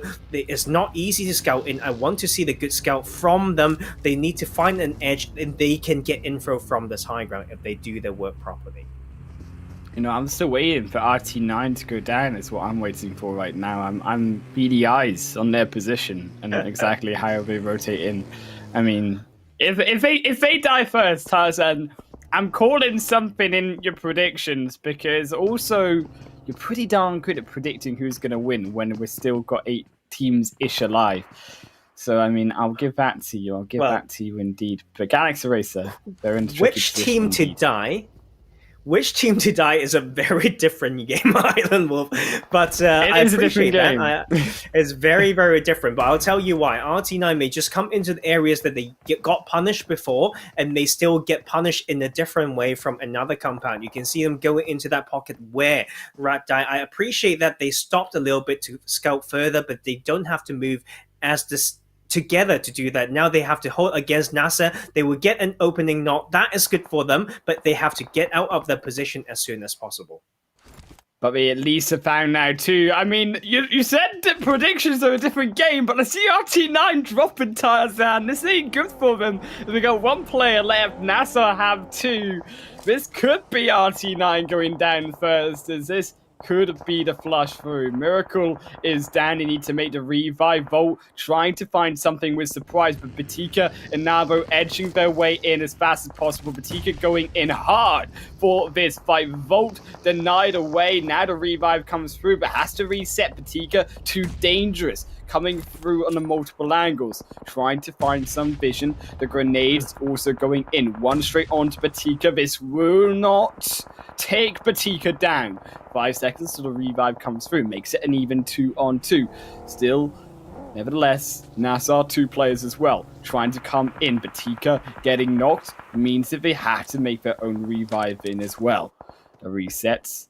RT9 trying to find something with the grenades. NASR also resetting. Very hard for both these teams. Like, on paper, NASR should go out first just because of how their position is more sandwiched. But it's also like RT9's risk. Like, if some teams got funneled into the south side by trying to go into the south eastern Gatka compounds, and so that position can be compromised as well. So we're just waiting. I feel so bad to say this, but I'm just kind of waiting to see who will die first. I mean, you were almost in a prediction. It might still be right. There's still 16 teams alive. I mean, don't get me wrong. I love Real Tiger 9. I've given them the props so much in the past. But, I mean, I trust the prediction from Tarzan. It's pretty darn good. But Arab GSG might have to eat your own words. Might have to eat my words, because there they go. Arab GSG eliminated through by RICO for this team. They will be the first to fall. As NASR come in for even more, but they have lost another player. RT9 looking to prove us both wrong. As Volt comes in through the other side, smoke only going to be being it protects Batika and both Nabo for now, but even that will fade, and surely so do NASR. As that zone, 10 more seconds they have to wait, and it's also angling, waiting for the blue to do the work. There they go, another knock. This should seal the deal. Batika down a 3rd time. Nabo finally to join them, and that will be the knock through for NASR. Well, rewarded for the proactiveness. Like, after all, I want to see these growth for them. They did not choke, although they were in a bad situation, and that matters so much. And I love seeing that. So we are 2 teams out. My prediction is wrong. I can explain it more, but to be fine, I'm completely okay. Like if they prove me wrong by doing the right thing, and we will have a very tricky circle because like chopsticks seems okay, and teams rely on this and have been in here since this previous shift, and now only to see themselves stuck in here to witness the fact that the circle will shift away from it. HOTLINE has a really strong compound, but they have to hold it down. They need to know how to adjust the focus like we mentioned earlier. But see, this is definitely hot real estate. Everyone wants to get their hands on it. Everyone wants their hands on Gatka, but you can also see the fail through from snipers. He did try to drive a buggy over the chopsticks, but ended up just falling inside the rest of the teammates. That's why the sniper's in such a bad position. But now, Fate as well, trying to hold off against GUNZ, but GUNZ doing the GUNZ things like they do best, eliminating down a reef. Now they move on to the next of Lave Ragnar, only now Sowie alive as the trio. R8 Timo, they are being punished for rotating in late as YaLLa look to do the work with GUNZ firing back just the same. They find their own onto DKA, and that will be a confirmed not through. There goes another kill, maybe even more onto Bandar, tickling away. Leif as well, struggling. It will also be Fate to take away Galaxy Racer. RTG up against Alpha Legends as they also fall as well. Fate still up against Galaxy Racer, still up with them. Galaxy Racer, they've got one player alive, MJ on the offside, but like Rad in a tricky position of that solo for the meantime.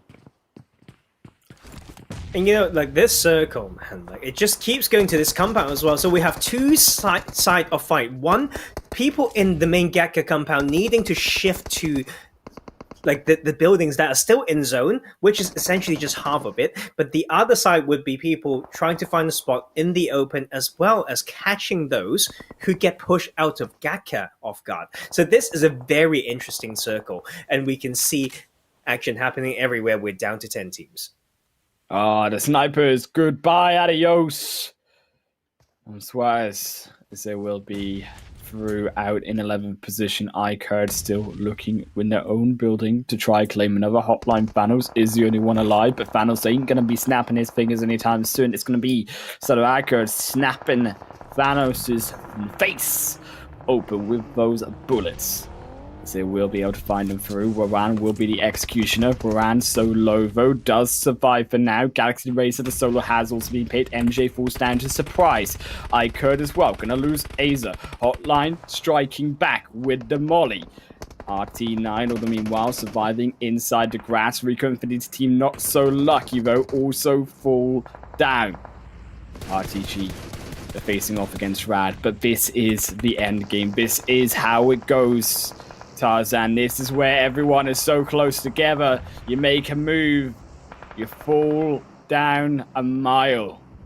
Is RTG still holding on the edge for now? Rad still the solo alive. RTG still a solo alive. But inside the compound, it is so much more aggressive. I think one thing that will become very interesting is if the circle shifts away from these compounds. Having it been so congested, a lot of these teams may not have the vehicles to use to create their own metal shields and cover in the new circle. So we are just waiting for the gods of PUBG to say how they need to be tested. As you see, Frax holding the sort of GUNZ Esports, like in a very good compound, but they're all quite clumped, and they better be well set up to control all the sides they can. iKURD still holding on to the compound, but as you see, is where this phase 7 will go. Tarzan will summarize exactly who wins, but that's a brilliant snipe through onto YaLLa, sends him to the duo. El Chapo maybe looks to finish this one off, but YaLLa with those shots through do understand now more so where RTG are. They're firing back, but will not find anything for now, but set. It's a second one onto Dar. Not only powerful survives the buggy, the only thing protecting him. YaLLa on the edge of zone. They've been gifted the zone, but it's not enough. YaLLa get knocked down by RTG. GUNZ finish them off. GUNZ still looking to find their own way into zone, some way to defend it, as RTG will slide and snake their way in. Rad still alive. RT9 still alive. RTG, not so much can be said for them. El Chapo will get knocked. 2 players remain for them, but will they end up like YaLLa?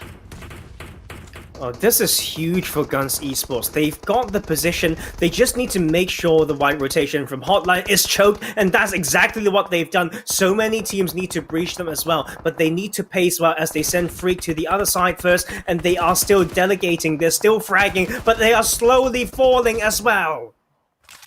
Freak goes for the entrance into the building, but Marshall lies in wait, and the Viper has struck and poisons Freak down. The health bar ticking away. Can they execute what has been started?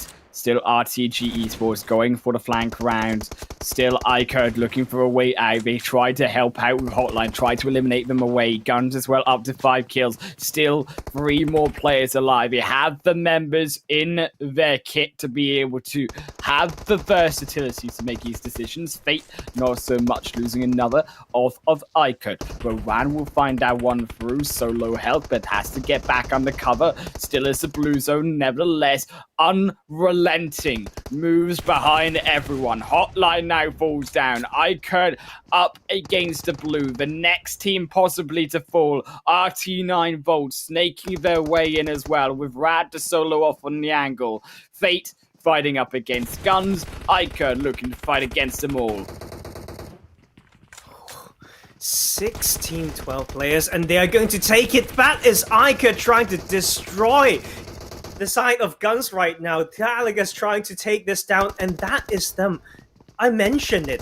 They are in a position to do a lot of things, but they have to make it count. At the price of 2 players that made it to top 4, GUNZ can still take this. Fate, they lose one. Starwheat is down. The woodwork won't protect you. Leif now tries to send a grenade, but gets caught in hand. Hamodi gets knocked though.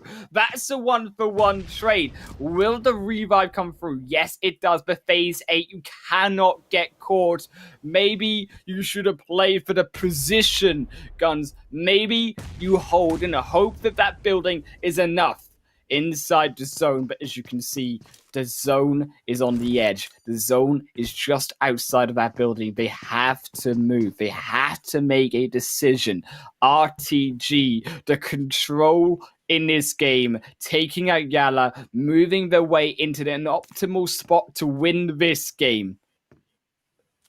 Oh, so smart as well, Hamodi. Knowing that, yes, he doesn't have a spot in the zone, but it's better to use a spot from the roof for as long as possible to exert as much dominance first. And that is just experience right there. Yes, it is risky, but it may be worth every bit of info.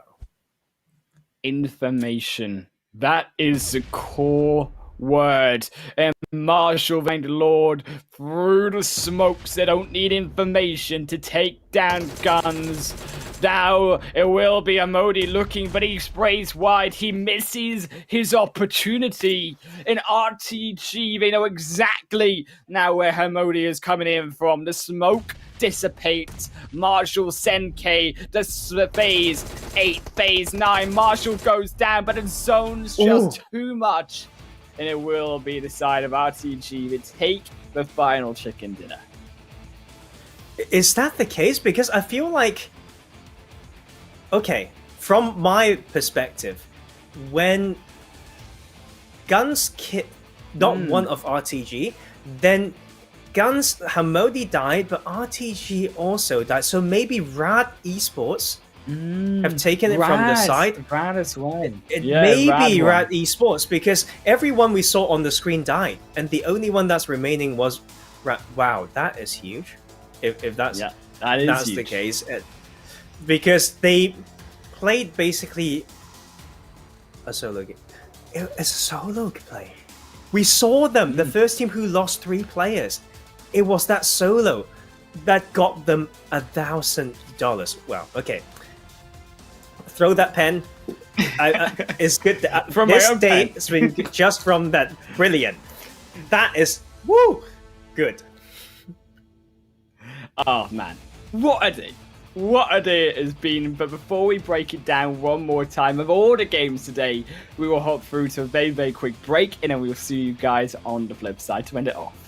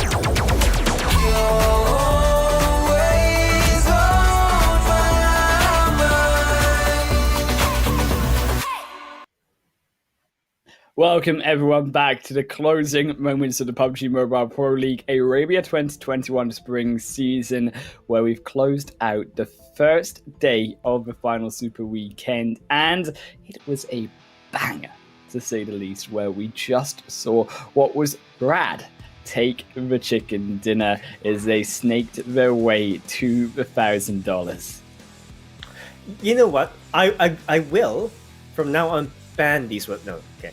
I will redefine and remind each other of how to use. Be careful, not be careful. Just think again when you know the words snaking and camping. Sometimes it's just patience, and you can't just mean, oh, you snake and got $1,000. You are not a man. Come on, man. He lost 3 teammates early on. It took skill. It took a lot of skill, and psychology is what we talk about. But you know what? It's also GUNZ expanding the lead.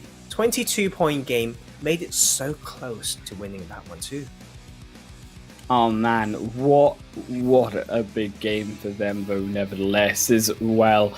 Unfortunate for, once again, so many of those players down the bottom. Also, Falcons having not the best game on Erangel this time around. Either NASR as well dropping down, but also alongside Galaxy Racer, the Snipers, and also Arab GSG, the 3 bottom teams who didn't pick up any points. And this really hurts for me to see, because these are brilliant opportunities, if any opportunity here, Tarzan, for be able to really get the points on board and to be able to really boost yourselves ahead of these other squads at the bottom of the table.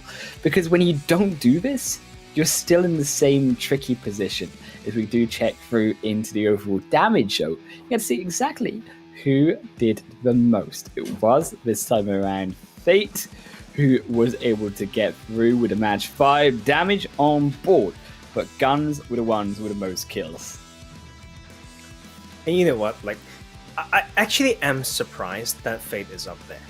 Like, they didn't really have like the compound that we, kind of were looking at. I thought HOTLINE controlled it better, but Fate just fought the way in. So sometimes it's just hard. Like this is actually very good, like, and encouraging for themselves as well to say, hey, like, although it kind of didn't reflect like from maybe all the points or like placement, but it's a very decent game, and to lead the chart in damage, it's nothing to ignore.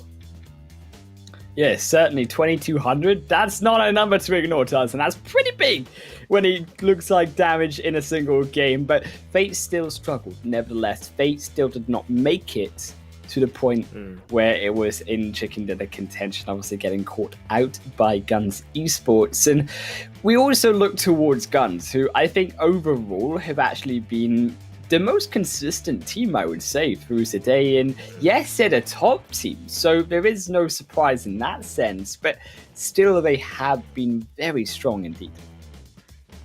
And, this, I can't really know and properly predict, because we love prediction. We made that game about predictions. I was happy that I was wrong in that sense, and so wrong that I was thinking, oh no, maybe Rat will go out first. They won the game. I can't be more wrong. But speaking of predictions, what I want to mention is between GUNZ Esports and Falcon Esports, because sometimes what the graphic makes us believe is that GUNZ is the best, has been the best, but we need to sometimes have a bit of a clean slate, especially when we enter.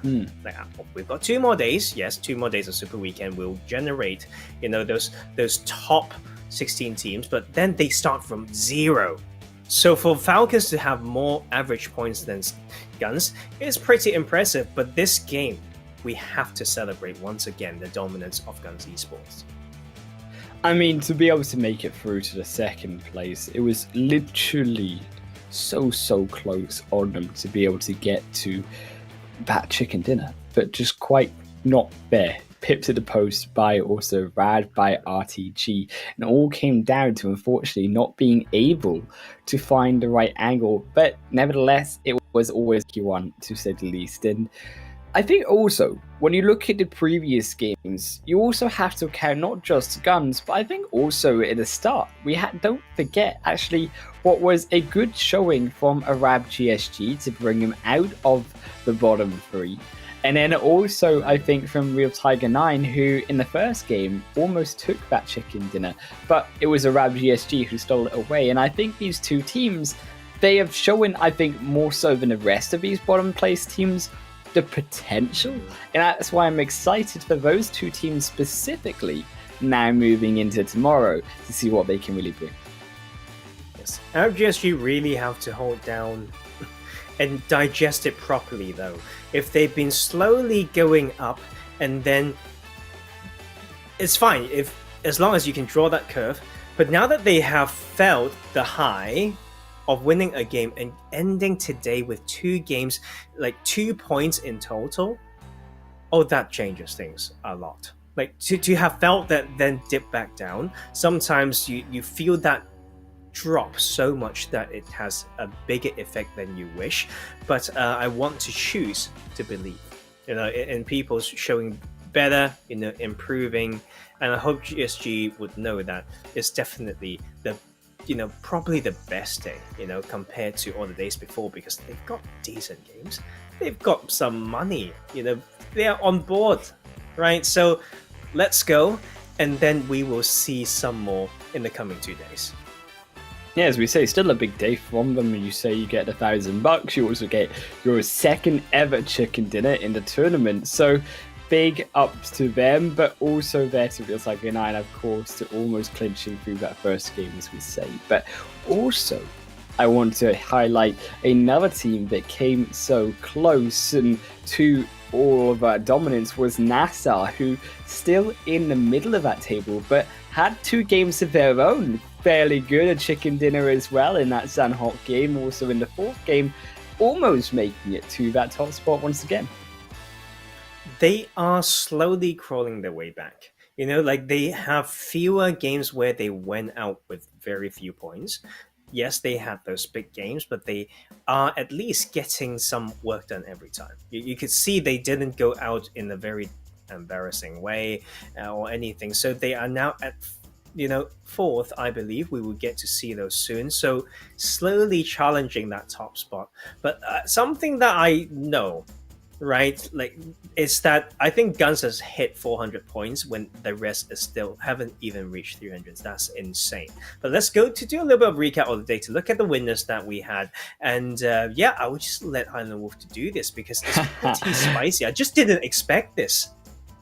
Oh yeah, for the fact that Erangel Shiva to take the first game, GUNZ grabbing the second, then NASR, then RICO Infinity team back on the second Miramar match, and Rad to close us off at the end. But RICO Infinity team, that damage by golly, 15 kills alongside them, and also NASR almost with their own 15 kill game, 14 kills, 15 knocks in total, and these are big stats coming through from these teams, and not necessarily the teams that we would expect them to come through. And I think we also got to see, which was very exciting, the hint of RICO Infinity team where they were in form heading through into some of their previous days in the Super Weekend, like we saw in the 3rd day last week. I feel like they just made me want to play Miramar. I think that would just be my split. I'll do the same split from phase 1.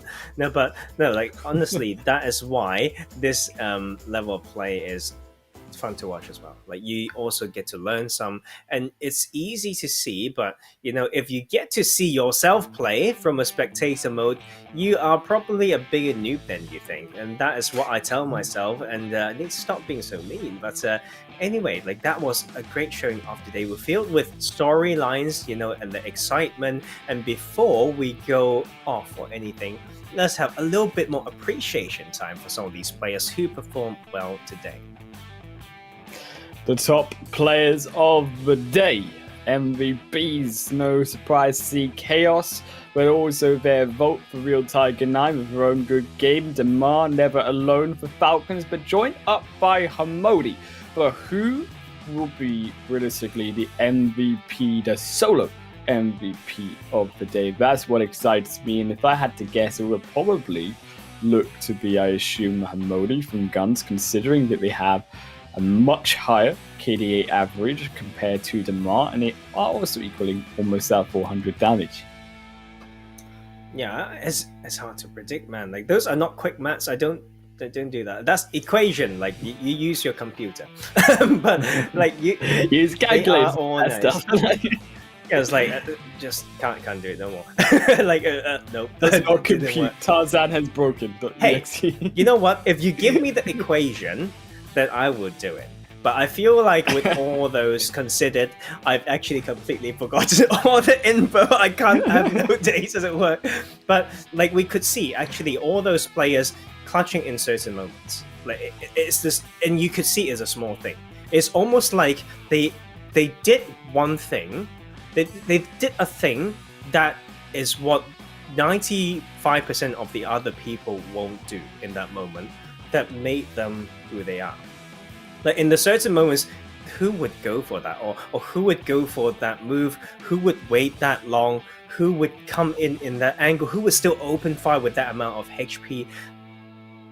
just today, go back to those names. You can scroll back in the screen on the stream, and you could see they have all those abilities. So salute to these players, and we'll get to see that overall leaderboard.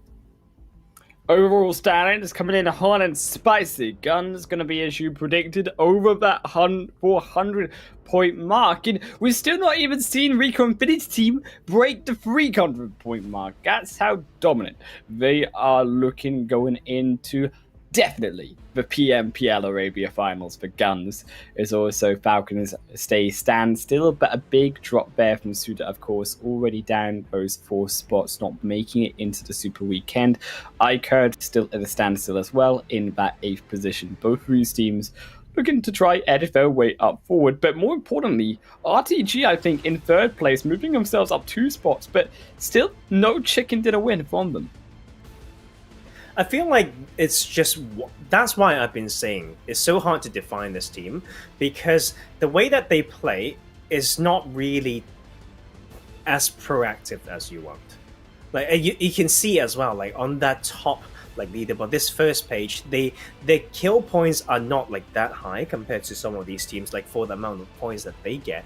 And they do something, but I feel like it's just one particular thing, end game pressure, that really gets to them. Man, I think that is quite true, and I think in also the sense of iKURD, they're equally not being able to pick up a chicken dinner. These 2 teams, the only ones not able to pick up any, but also surprisingly, I think when you talk about endgame pressure, the likes of even teams like Rad, who have picked up now a total of 3 chicken dinners, but still barely averaging when you think about, 45 points worth of placement points out of these chicken dinners. They've had now 2 different Super Weekends, and only then another total of 23 points comes out from all now what has been 20 of those other games. And it's a bit crazy if you just look at the amount of placement points they've gotten in those 3 games and look at the average placement point from the rest of the game. It's actually atrocious. So we need to dissect further as to see what's happening to that team, but Sniper's still got some points to chase, man. And it's not just the fact that they can surpass Flare team. That's the basic they're not playing. You've got to chase another team so that you can make it the finals. Like with the disqualification here and there, with the current situation of these teams at the bottom, it makes it easier for the Snipers. But I don't know why it still looks so hard. Maybe it's because of the way that they play, and I really hope they come in for a really good change tomorrow. Yeah, I think Snipers really have to bring out something special in these final 10 games over tomorrow and also there on Saturday. But of course, it is about how Arab GSG, how Rad, how also Galaxy Racer and Fate, these other 4 teams, can be able to keep their lead and stop the Snipers from edging out one of those teams. It's still full of possibilities, and that is the nice thing or scary thing about this game. 2 more days to go, 10 matches, same time, right? In the coming 2 days, same teams, same 16 teams, and they need to know that, these teams, so they do their homework. But different casters. For one day, we'll be back on that last day of Super Weekend, but do come back to join DK and Spancargo for that. And before we go, I shouldn't say last words, is weird. What do you want to talk about as we just, savor these last moments through this as we crazy analyze day? I mean, okay, if we analyze something, who has been your favorite team to watch through today? Who has been like the team that impresses you the most? You're making it hard for someone who's so strict. But I would say,